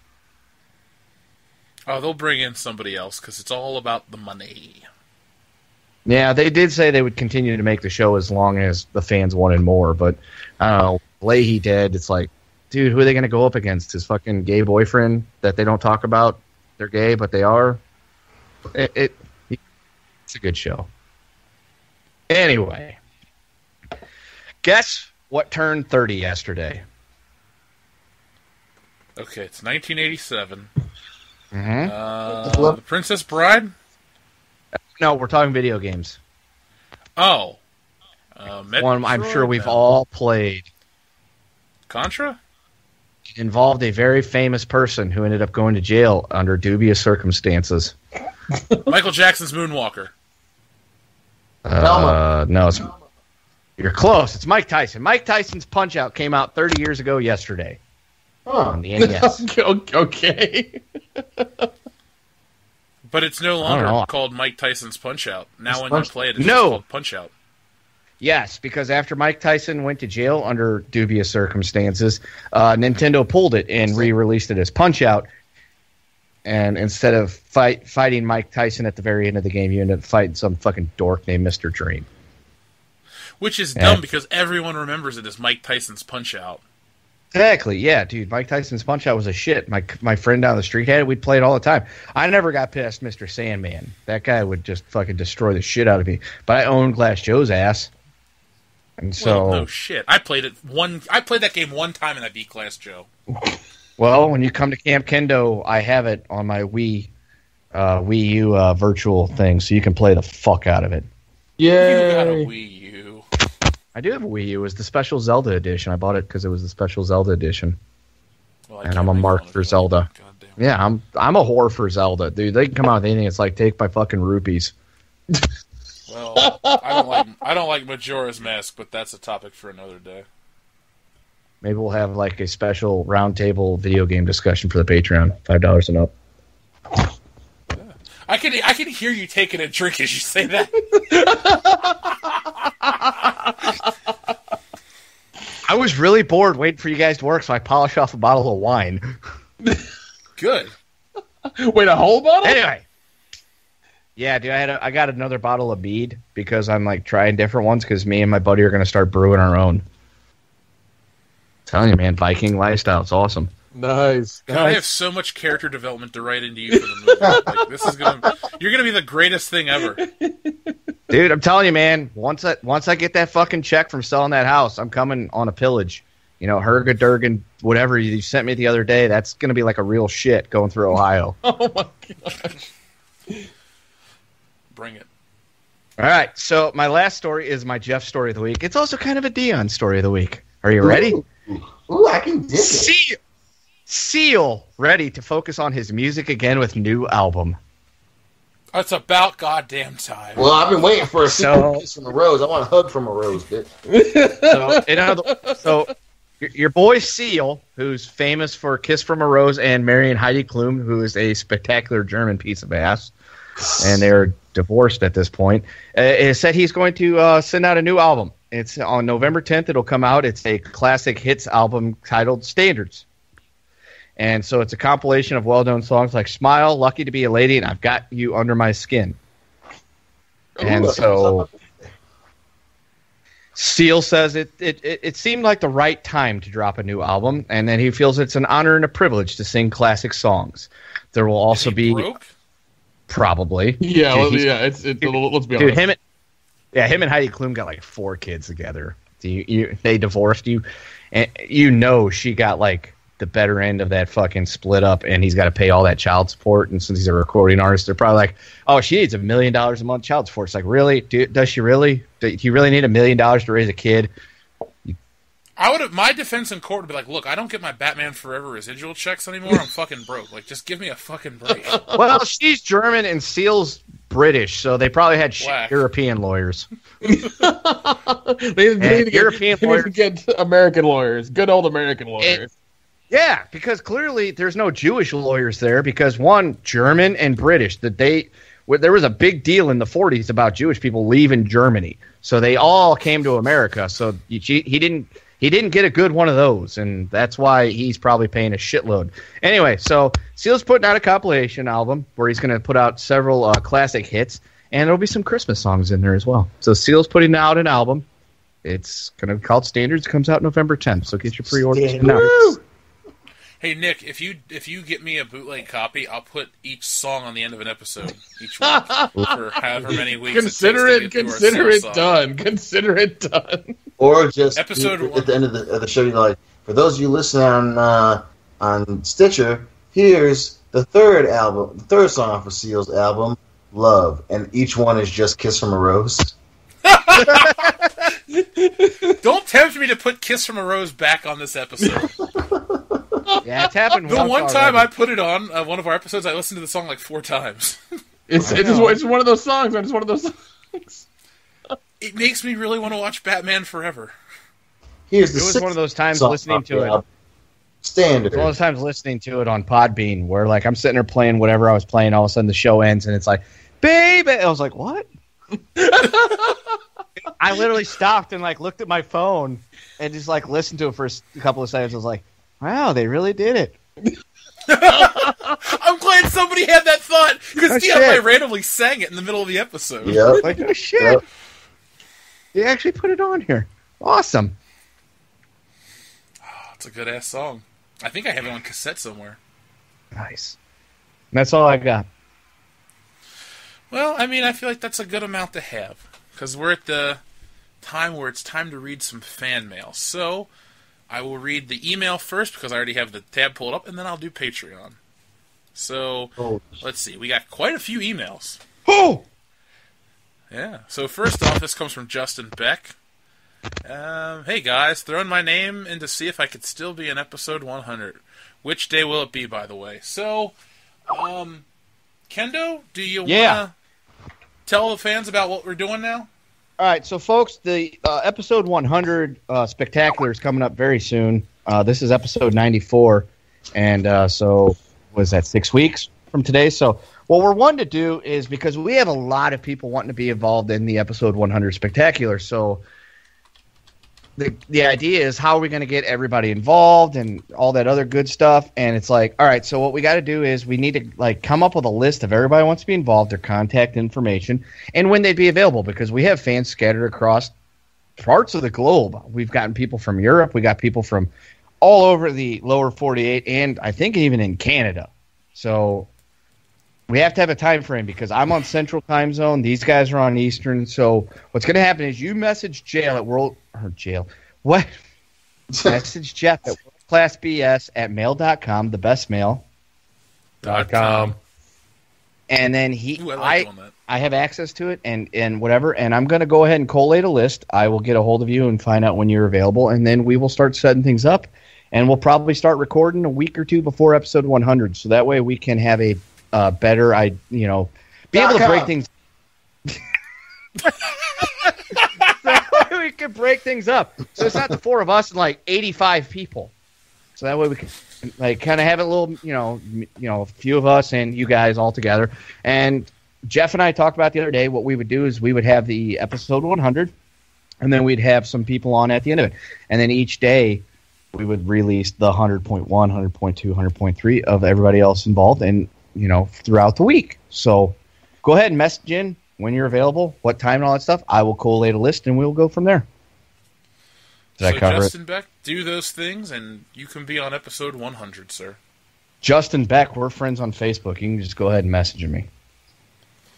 Yeah, I'll give you Kendo's address. You can hit him up with a brick. Anyway, back to the email. I don't want to replace Windows yet. I got to get carpet and shit. I don't have Windows money yet. Why is there a Medea? I was just about to say. I was like, anyone else seeing this shit? No, just fucking roll up, beep, beep, and say, hey, I'm here. We'll come in. We'll have some beers. We'll hang out. It's cool shit. Mead or bust? We can have mead. It doesn't matter. Mead, beer, whatever your poison, man. I got some whiskey. It'll be a good time.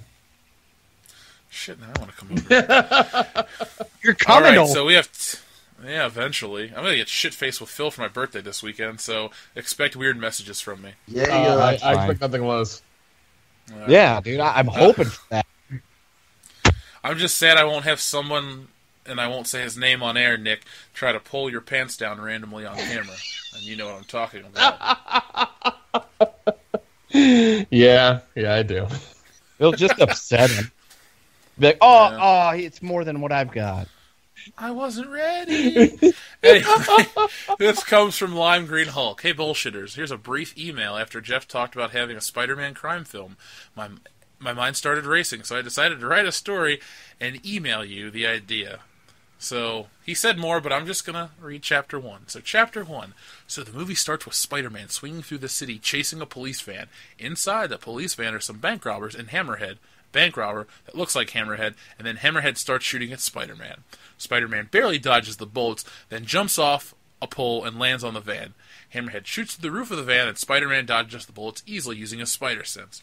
Spider-Man shoots a web at the pole and swings into the window of the van and takes Hammerhead's gun and lands on the street.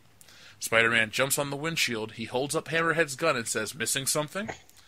A bank robber is about to shoot Spider-Man before he jumps off the van, webs it to the road, stopping the van immediately. All right. Nice sound effect. There you go. The timing. Thanks, Lime Green Hulk. And then Spider-Man walks up to the van and ties the bank robbers up and Hammerhead to a street lamp. End Chapter 1. Lime Green Hulk also says... By the way, listeners, if you have ideas for movies, shoot them our way. Lime Green Hulk also says... Wanted to say some things, so I sent you an email. He wants to be on episode 100, so Lime Green Hulk, just listen to what Kendo said, and that'll be cool. Yep. I don't know if Dion likes Legends of Tomorrow. Dion, do you like Legends of Tomorrow? Yeah, it's okay. I mean, nothing to get excited about. It's already back, he said. Ooh. He also wants to know if there's a superhero that hasn't had a video game already. Who would it be? Steel hasn't had a video game. There's a good reason for that, dude. Steel will never have a sequel, a reboot, a remake, nothing. That is a terrible dead franchise. Aquaman. Aquaman had a game. Damn. Did it have Jason Momoa in it? No, but it's considered one of the worst games ever made. Well, no mimosas, I'm out. Even if there was mimosas, I'd still be out. I'd drink like a real man. Conan the Barbarian hasn't had a video game. That counts. Wait, he's had video games. He's had video games, Dion. Really? Multiple. What about Venom? There's one on the NES. Venom stars in multiple video games. There's a game called Maximum Carnage starring Spider-Man and Venom. And there's Ultimate Spider-Man, which is him. Yeah, you get to play as Venom. You get to eat children in that game. Oh my god. Yeah, that's a good game. Let me randomly open up my box of comics next to my desk, which I'm actually doing. I hope you can hear it. And I'm going to pick out a comic book. That's Blackest Night. That's the Hulk. Batman Beyond had a game. God, I have a lot of Batman Beyond. Ooh, Johnny the Homicidal Maniac. He's never had a game. I played that game. He is a superhero if you read the comic. Shut up. He's an asshole. The Flash has never had a video game, so that'll be that's a good one. Oh, there you go. So you're just running the entire time, that's all? Yeah. The speed of light. Running really fast, talking about the bat signal, you know that shit. It's a free running. You tell all the girls, like, I can run faster than Superman. It's not a problem. Like, I The run game really ends fast, with the but big not in the race. bedroom.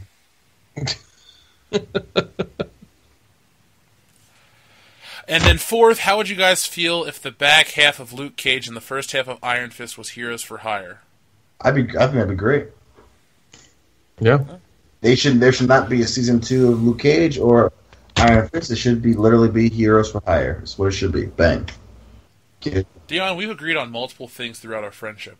This is another one. Boom. Shocking. Hashtag reboot AIDS, hashtag Lapis Anus, hashtag Steve Harvey, hashtag Star Wars fatigue, hashtag Pennywise the Hood. You're forgetting Folks, if you're listening at home, forgetting one more. Hashtag, hey Luke. Hey, Luke! folks, if you're listening at home, Lapis Anus has been shortened to just to say Lanus. Lanus. That's how I've addressed him several times in the Fancast chat on Facebook. I'm just like, hey, Lanus. And he responds. So, he knows what's up. That's his fault. Totally. All right, this one comes from Jackson Ritchie. He wants to be on an episode of the podcast. So, your episode will be episode 100. Good sir. It says, what day and time do you guys record? We'll just go back to the kendo stuff. But I'm going to read this because he says, I'm a pretty cool guy that doesn't get my feelings hurt easily. I swear a lot, and I have a passion for movies, books, and games. I think I'd make a great addition to the podcast. I enjoy hearing Jeff and Dion's commentary. I kind of picture them as an old married couple. Well, you're not the only ones.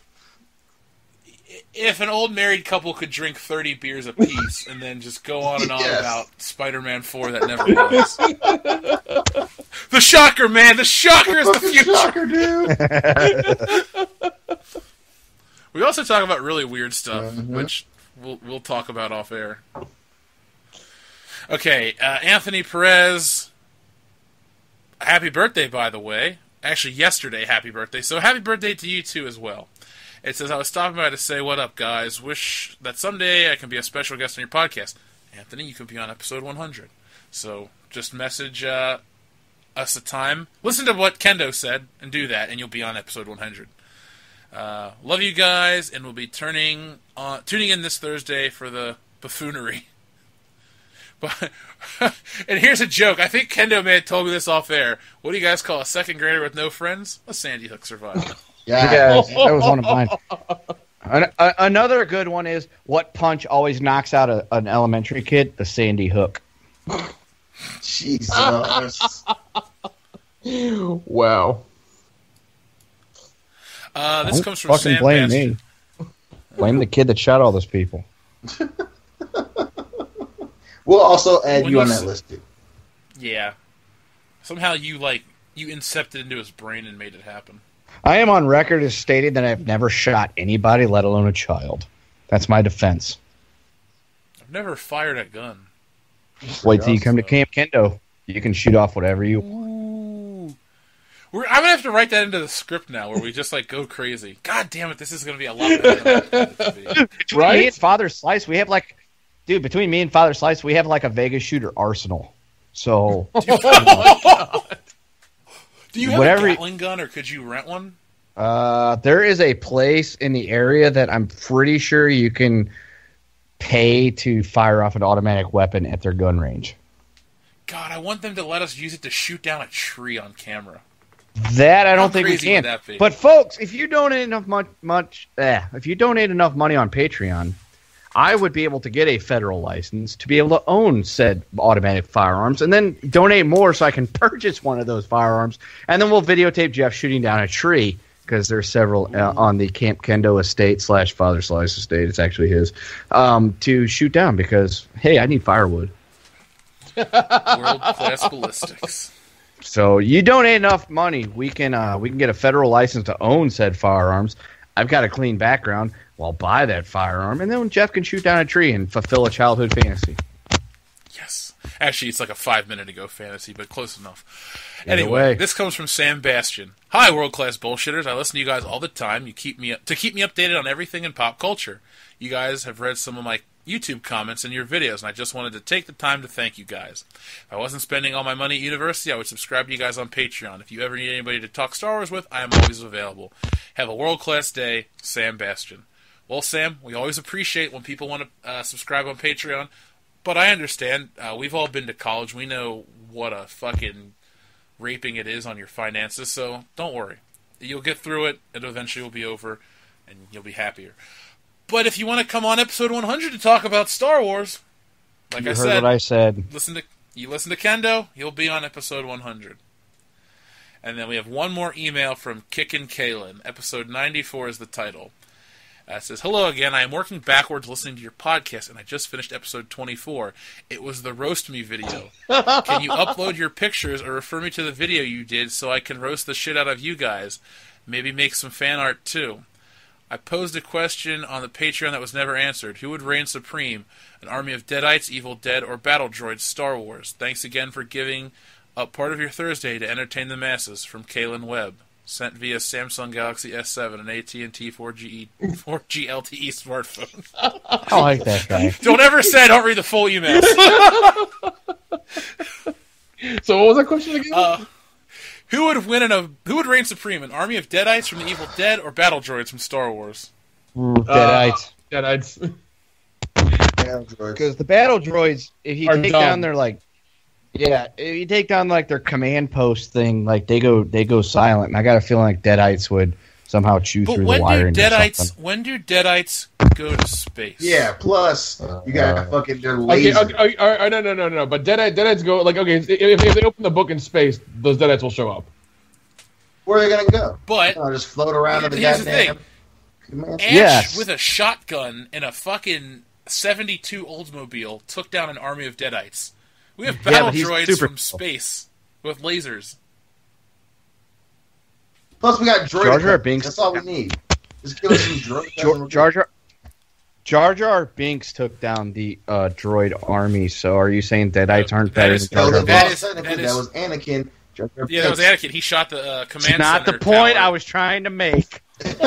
Well, you failed, motherfucker! Don't get mad because you were fucking wrong, motherfucker. You know Star Wars. Oh bitch, shit, every time I Dion pulled fucking out his find- famous line. Stop ganging up on me. Shut up, Kendo. Never mind. All right, so here we go. This comes from Justin Beck. His questions.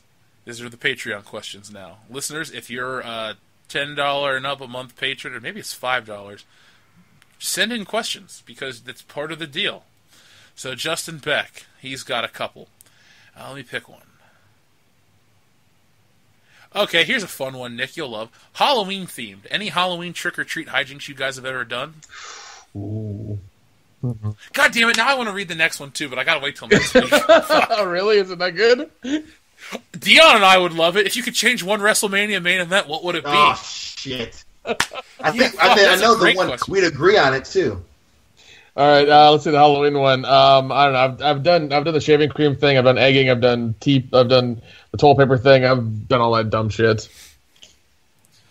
I may have committed well, it's not a crime, but I followed this girl around dressed as Michael Myers when I was in high school. So much to the point that I made her cry. Then she tried to hide away from me in a graveyard, and I followed her around. Huh. Depending was on the funny. age of this girl, that might have been the crime.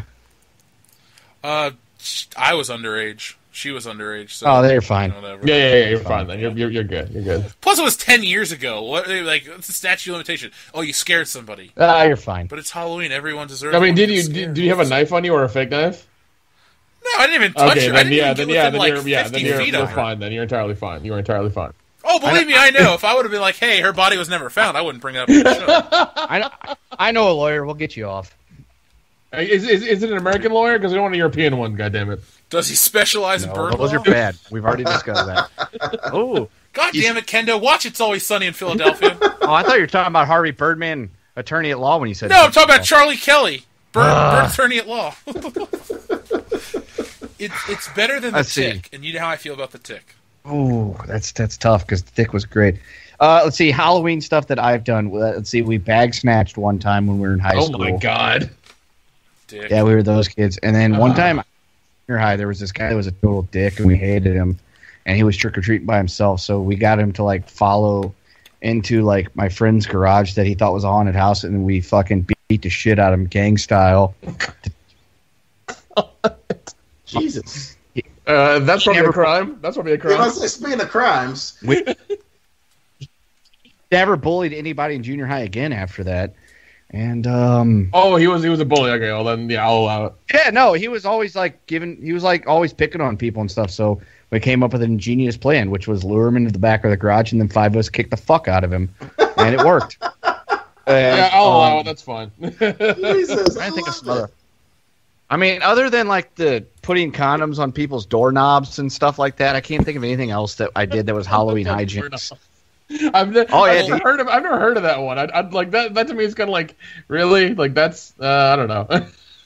Oh yeah, no, me and my buddy Brando found his dad's rubbers, and so like we were putting them on doorknobs and like fucking people's car antennas when they used to have like the old school antennas. Oh yeah. You just fucking take it and just roll it down an antenna, and let's see. Yeah, I think that was about it. It looks like a flag flapping in the wind. Yeah, like never did the pumpkin smashing because I was like, people spend a lot of time on those things. That's not cool. But No, There's a video no. But you did bag snatching though. that was different. Not to mention You kind of committed a crime according to all of us. We didn't bag snatch anybody we didn't know. We bag snatched people we did know. It's different. Yeah. The story. Well, the thing is, all right. We were in junior high school, and it was happening. There was other junior high school kids that were doing it. And my father's philosophy was, if Hold you're over on, the age of 12, you don't need to be hold trick or on. treating. Hold on. If they jump off a cliff, would you jump off a cliff too? Come the fuck on. No, I'd push they him. jumped off a cliff. He'd lure him behind a fucking garage and kick the shit out of him. That They kid all had it folded coming. bits. That's fine. That's fine. Whatever you say. Blood in, blood out, bitch. And you're all out of. Ever? I'm trying to think. I don't think I ever vandalized anything. I think like I said, the worst we ever did was like we bag snatched other high school kids because we didn't think that you should be trick or treating, and we beat the fuck out of somebody. But he had it coming. Well, Justin, there's also the video last year's Schlocktoberfest playlist titled "My Michael Myers Mask," and there's actual footage of me going around scaring people. So if you'd like to see a video of my Halloween hijinks, It is worth a watch. It is entertaining. It really is entertaining. yeah, I do go to a frat party and get free beer, so that was a plus. Plus, I was only 18 at the time, so That's always. no, I was 19. Yeah. Okay, so we have another Patreon question from our good friend Eric Ward. He goes, "Hey Jeff, here's my first question of the month." I didn't need to read that part. If you guys could be any horror creature, which would it be, and who would be your first victim? And then he goes on to say, and by the way, if I were I'd be a werewolf, and I'd go find a large pro-Hillary Clinton rally and wait for a full moon to rise. Jesus, man. I like this guy. Damn. All right. Oh, I do too. He likes Miami Vice, Dion. He's cool. Oh, no, yeah, for sure, but. Didn't say he was going to kill anybody. Well, He's going to That maul the shit time out of the their month, you're going to be driven a lot really crazy, dude. I guess I would be. I'll tell you what I wouldn't be, Nick, is that blob from Creepshow 2. Oh, you mean the giant garbage bag? Yeah, I would not be that. God damn it. That'd be one I'd pass on. That thing was amazing, though. Come on, it was like an even cheaper version of the blob from the 50s. I just love how the kid thinks he gets, or the girl thinks she gets away, and then it goes, and then eats her on the fucking beach. Oh god, Dion, you need to watch that movie. Oh my god, like I love 1 because 1 is done so well, and then 2 is kind of like, we don't care anymore. It's like, we can tell. Dude, you got to admit, Thanks for the Ride, lady. Oh god, yeah, dude, that's one of my favorite ones. Dion, it's the story of this white lady that runs over a black guy who scares her at night, and then like she's driving home, and all of a sudden like his corpse keeps popping up, like "Thanks for the ride, lady." Yeah, and as he keeps popping up, he gets more and more like he gets more and more decomposed. Yeah. Jesus. And then at the end, I'm not gonna spoil the end for you or the listeners. I'm gonna look it up right now to see if I can find it for you. So while you guys think of your creatures, I'm gonna type in "Thanks for the ride." What was the question that he asked again? I'm sorry, I missed it all. He asked, if you could be any horror creature, which one would it be, and who would be your first victim? I guess if I had to pick, I think I'd want to be the Thing from the movie The Same God damn it! I was going to say that exact fucking thing. Yeah, motherfucker. Because I essentially could live forever outside of cold temperatures, and I could become anyone and fuck some real shit up. That'd be great. By the way, there's the entire thing for the ride. Oh, my first victim, hands down, would be Zack Snyder, because motherfucker, I'm coming for you. Let's see. I would also be the Thing. Thanks, Dan, for copying me. I thought it first. It's intellectual property, right? That's how this works. Anyway, welcome to the game, bitch. Listen here, motherfucker. I will be the Thing, and I would duplicate Kathleen Kennedy, and then have everybody in for a meeting, and then kill them all. I can imagine it now. You're just like, your head opens up, and it's like lock the doors, then that's it. Everybody's dead. Wilford Brimley style. Diabetes. I would probably. It could be any horror creature. Does Godzilla count? No. Yes, because I was about to do that. Fine, you go with Godzilla. I'll pick something else while you talk. I'd be Godzilla, and they'd have to change my name to Enola Gay because I'd nuke the fuck out of them chaps. Jesus Christ! And it's not a horror movie, motherfucker. It is if you're Japanese. That's true. I would be... What would I be? Maybe the Xenomorph? Yeah, there you go. And then I would use that fucking tongue punch thing on Melissa McCarthy. Oh, no, that would be too sexual. Yeah, you would. No, it's okay. Big girl likes to use the tongue punch thing on chicks. Yeah, dude. Go around use that little tongue punch thing on people's fart boxes. It's great. Oh my god. Yeah, I could make a really obscure horror joke, but I won't, so I'll just stick with that. Nick, I was going to say I'll be the gate from the gate, but there is no gate, so no one would get that. No, I'll pick the Xenomorph, or I'll be the shark from Jaws, so I can just eat shit. There you go. I'm kind of hungry right now. Every time I think of the shark, I think of that Family Guy thing. I'm gonna eat you. What are you doing here? I'm gonna eat you. That is the only thing out of that show that I remember and love. Like it makes me laugh all the fucking time. It is ridiculous. Have you ever seen the SNL skit Land Shark? I have not. Well, like somebody dressed in a shark would come up to somebody's door, like knock knock, who's there? Land Shark, and then he would just eat them. That was it. It was so dumb. That was when the show was good. Yeah. Now it's really hit and miss. Dude, it's been hit and miss since 1995. Ooh. Dude, on I hate to bring up Rick and Morty, but they're like watching alternate TV or TV from alternate dimensions, and they're watching SNL, and it's like a piece of buttered bread, this, that, and the other, and back for his 25th season, Bobby Moynihan. And then I realized how much I actually hate Bobby Moynihan in real life. Like that show he has on TV, I'm not gonna watch. Okay, so those were our Patreon questions. Patrons, there are 63 patrons. Real quick, let me just see how many of them should be sending in questions. Because it's, I believe, the $10 and up a month level? Okay, so for $10 up a month, there are quite a few of you.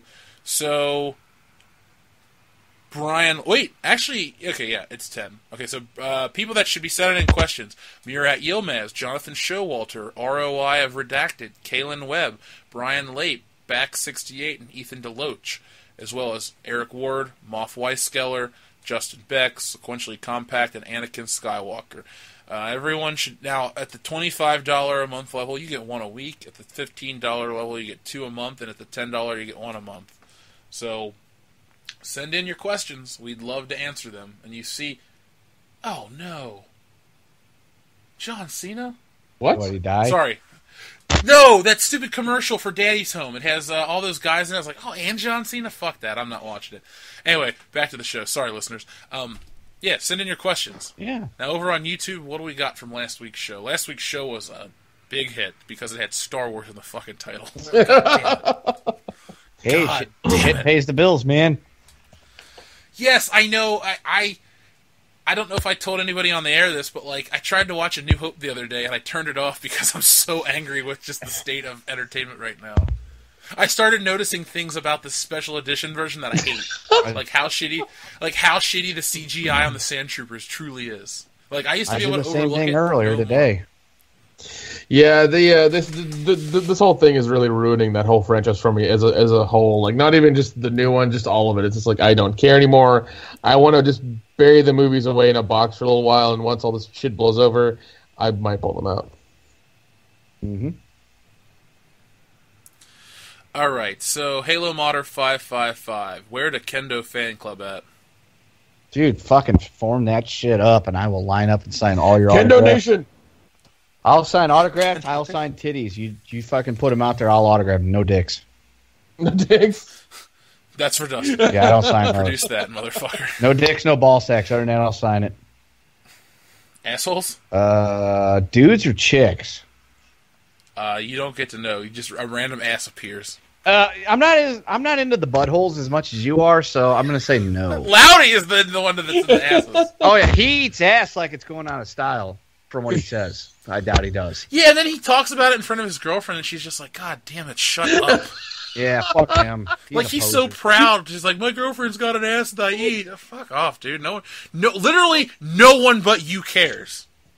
Even she's not too fond of it, dude. I'd go as far as to say no one but him cares about Loudy, but that might be mean. Yeah, I don't know. His mom has other kids, so she's more concerned. Oh, damn. Oh, damn. You lose one, you still got the other 3. Oh, shit. Yeah. What? You know, mathematics says that's okay. Was he the mistake? Was he like the ripped condom? Is that what he was? No, he's not a mistake, but I just love to give him shit because he's the one that gets so riled up the most.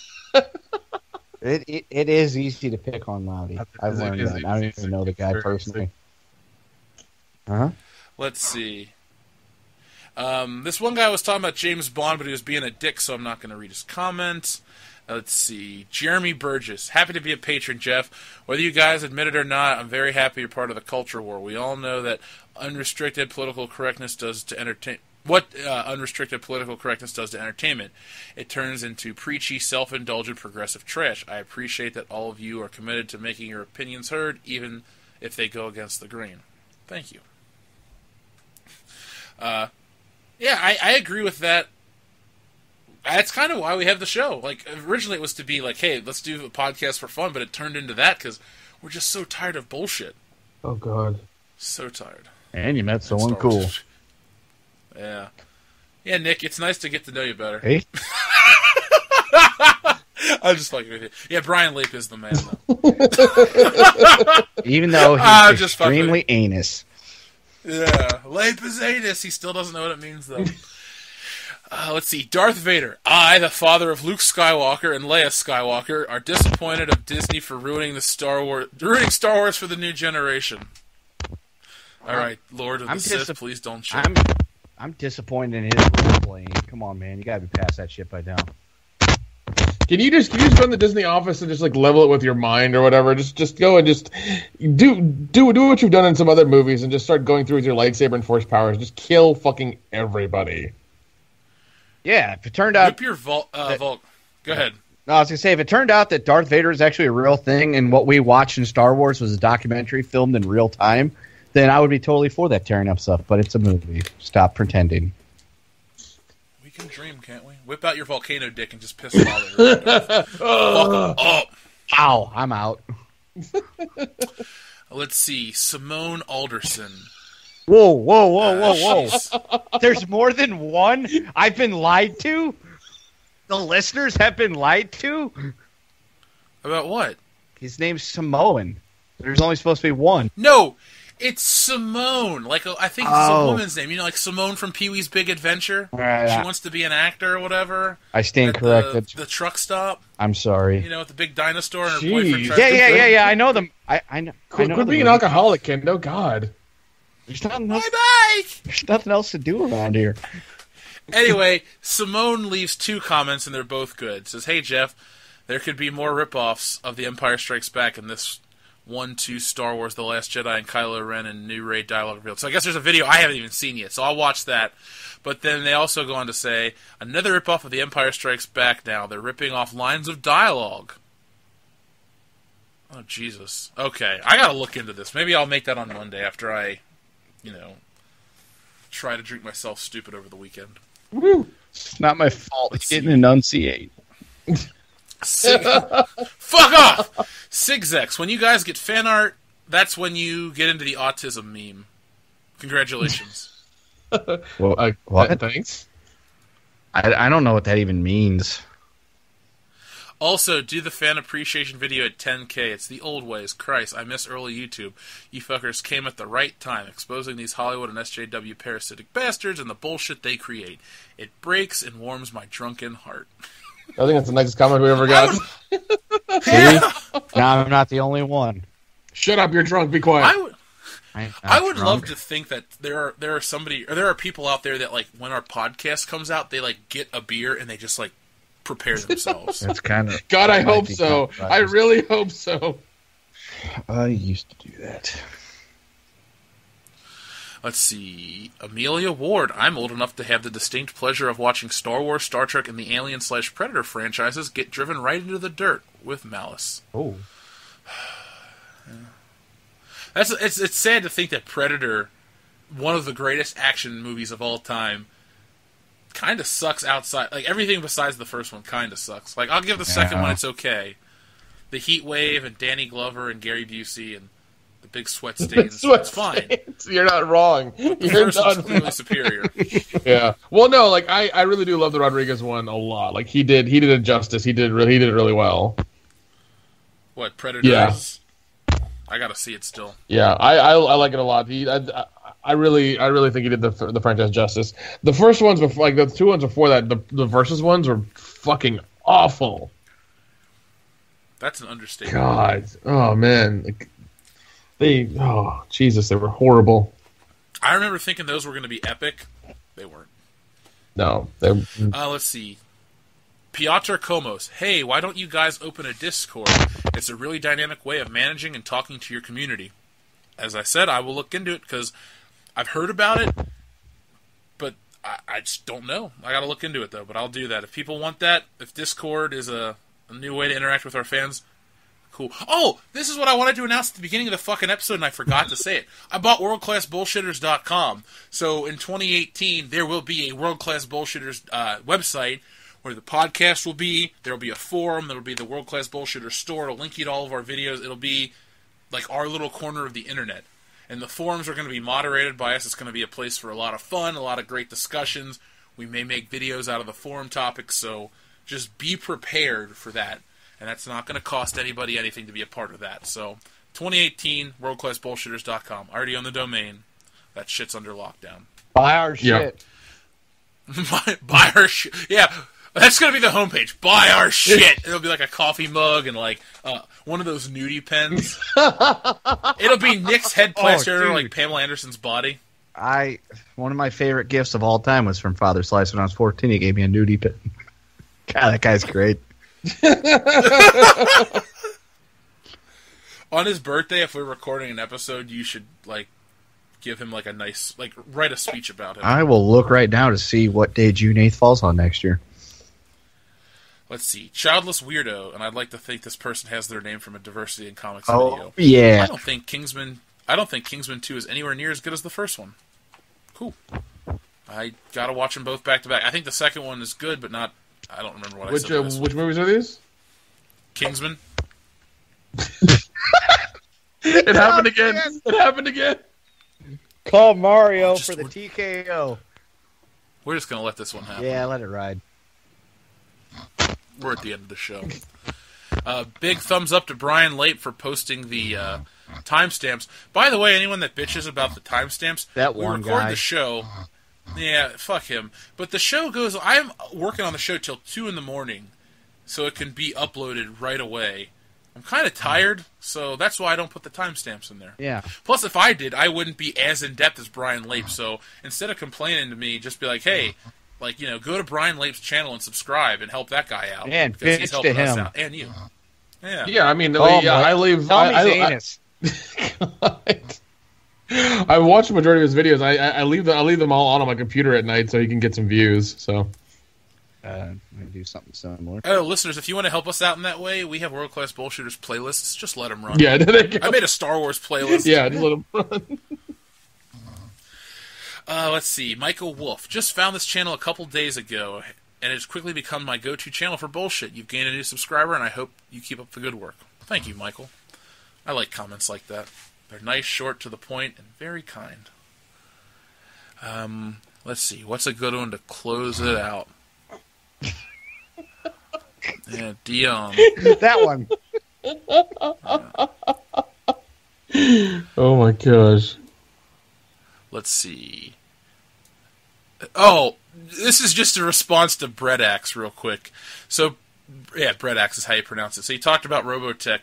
I'm in this 1980s group on Facebook, and this person goes, do you guys remember a cartoon that came out in, like, 1985 called Robotech? So I respond with, yeah, but no one else does. And, like, for some reason it got over as a great joke. Robotech's cool, though. Like, if they make a live-action Robotech, I would watch it, because... it might not be Transformers. Let's see. Amelia Wildrain talks about Tumblr. Yeah, I stay away from Tumblr. Now, Dion likes Tumblr for the porn. Because he's asleep, I'll tell all of his dirty secrets. All of them. No. Yeah. So this one time, actually, I can't make up any sex stories. He's been with the same girl for 10 years. You gotta save that for the episode celebration thing we haven't done yet. Oh, yeah. Because I was sick. Yeah. Oh, Starkiller. Hey, bullshitters. Do you think Star Wars could be redeemed if the next trilogy Disney makes, because they're going to milk this for every last penny, was based on the Old Republic? If done right, I feel it could be a redemption to the brand. I'm not going to get my hopes up, though. I don't think we'll ever go backwards. I think we'll only go forward. But the thing is that if they go forwards, they'll be building on shit. And, that's an unstable foundation, first of all. And they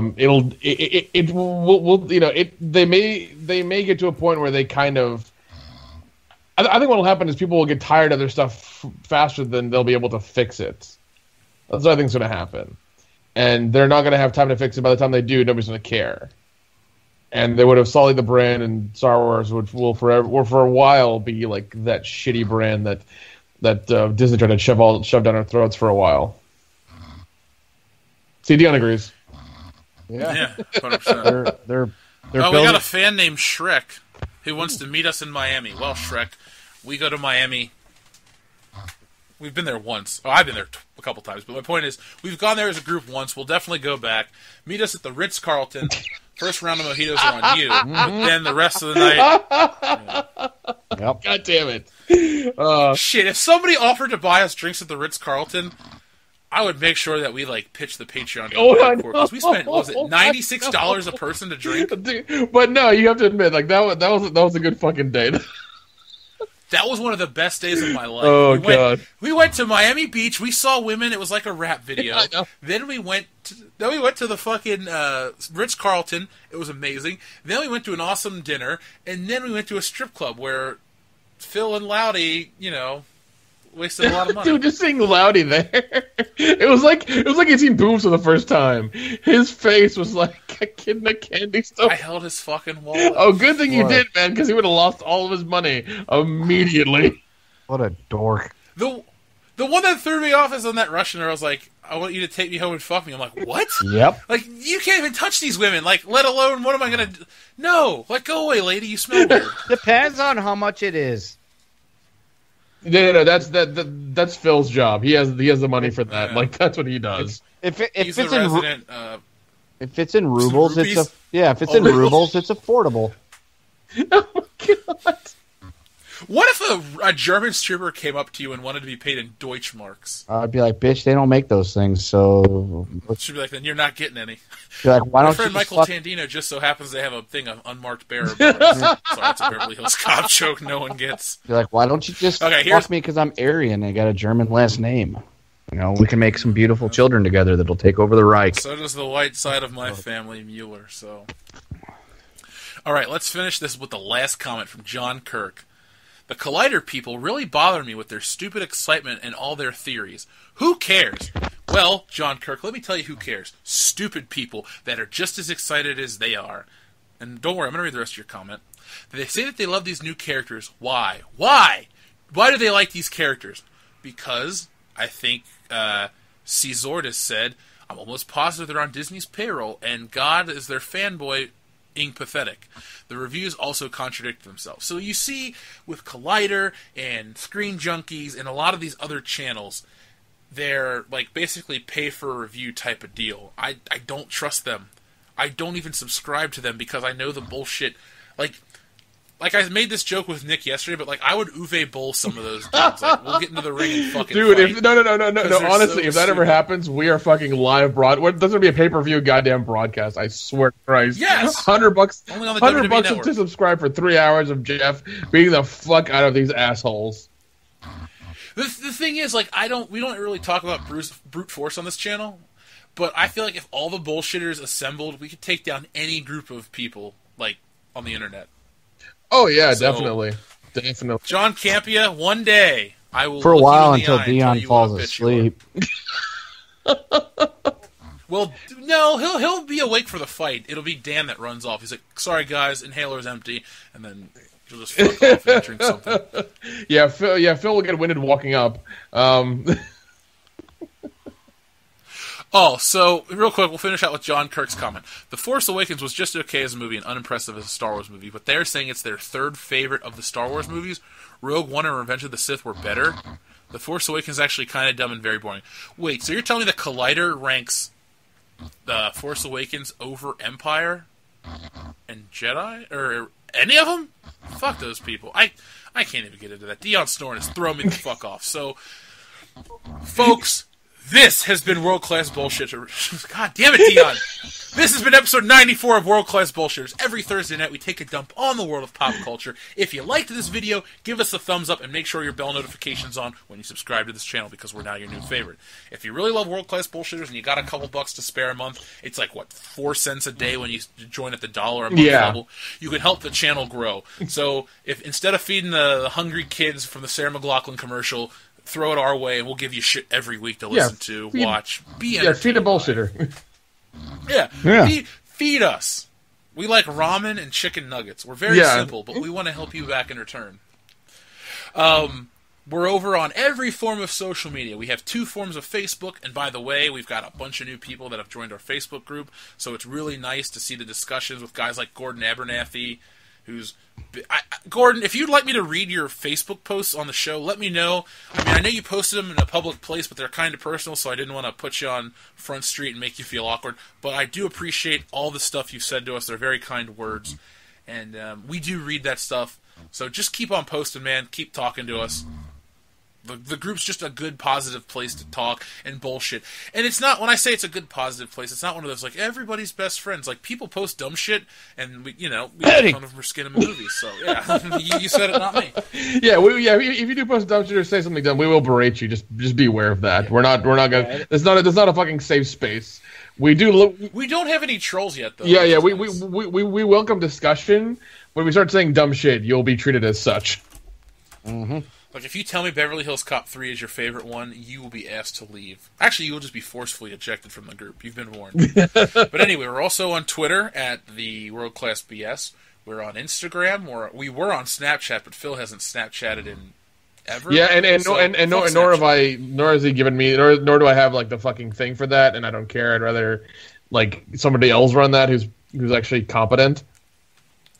Yeah, like what would a world-class bullshitter Snapchat be? Not good. Yeah. So, yeah, that's that for social media. If you'd like to email us, and a lot of people are starting to email us, and the channel's growing. We figured it out. We've grown over 220% this year, which is awesome. So I'm seeing a lot of comments. Like, we get in the hundreds of comments per episode. So the shit's finally working out in our favor. Thanks to everyone who watches, comments, all that great shit. If you want to email us, you know the email address. It's worldclassbs@mail.com. The best mail. .com. You know, I was contemplating when I bought the domain, do I get us an email for worldclassbullshitters.com? And then I thought, mail.com's part of the allure. That's part of our show. It's the fifth bullshit, you know? That's the one you talk to when no one else will listen. So I'm going to keep mail.com around for a while. Maybe eventually we'll get info at worldclassbs.com or whatever. Did I buy worldclassbullshitters.com? Yeah, I bought worldclassbullshitters.com. Make sure now. Make sure it's the right one.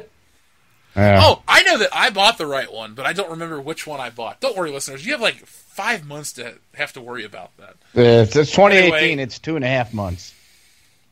Yeah, but I didn't say it would be open in January. Oh, okay. By January, I meant February. Okay. And probably by then, I mean, well, when we get back from WrestleMania, yeah. I mean, we have to like, you know, figure out the code for it, build the site, test it out, make sure it works, test out all the other stuff, make sure everything else works, make sure we can post the videos and the forums work, and you know, there's a lot of testing going on. Ken, oh, geez. I can make Lunchbox do it just by subversion. As long as we don't have to pay him. He's a software programmer. I can guilt him into doing it. Oh, good. See, use your power of manipulation. Denigris. So, do you guys have anything else you'd like to add while Dion snores? Away? Yes. For the love of God, buy Frankenthug. If not, please share it. And also, I would like to start a audio drama for WCBS. I think I'm going to try to put up a poll for what kind of genre you think we should do. Even if you think we should do it, that'll go up on Twitter and Facebook as well. And you know, we'll get that started. It'll be a kind of like produced like a TV show, but in audio. So we're looking into doing that, or I am at least. So we'll figure that out as well. Hey, I'm 100% game for that one. If you'd like it to be our Han Solo gets kidnapped story, yeah, we could do that. I mean, I could sit down and write it over. Yeah, a we could do that, and like we can make it into like, you know, 6 or 8 episodes and like release that over time. So, I really, really, really wish we had the funding to make that. That could make so much money. It would be so fucking fun to watch. God damn it. Okay, let's end the episode before I go on another tangent about Harrison Ford in my basement. Kendo, do you have anything else you want to add? No.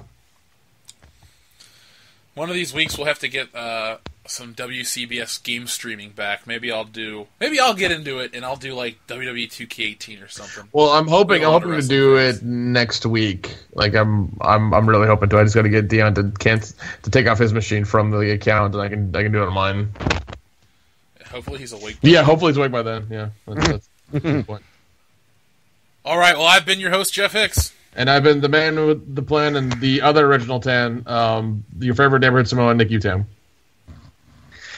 I've been Kendo Slice. Remember, folks, condoms save lives. They protect you against diseases. But Raw Dog is way more fun. It's like playing the lottery.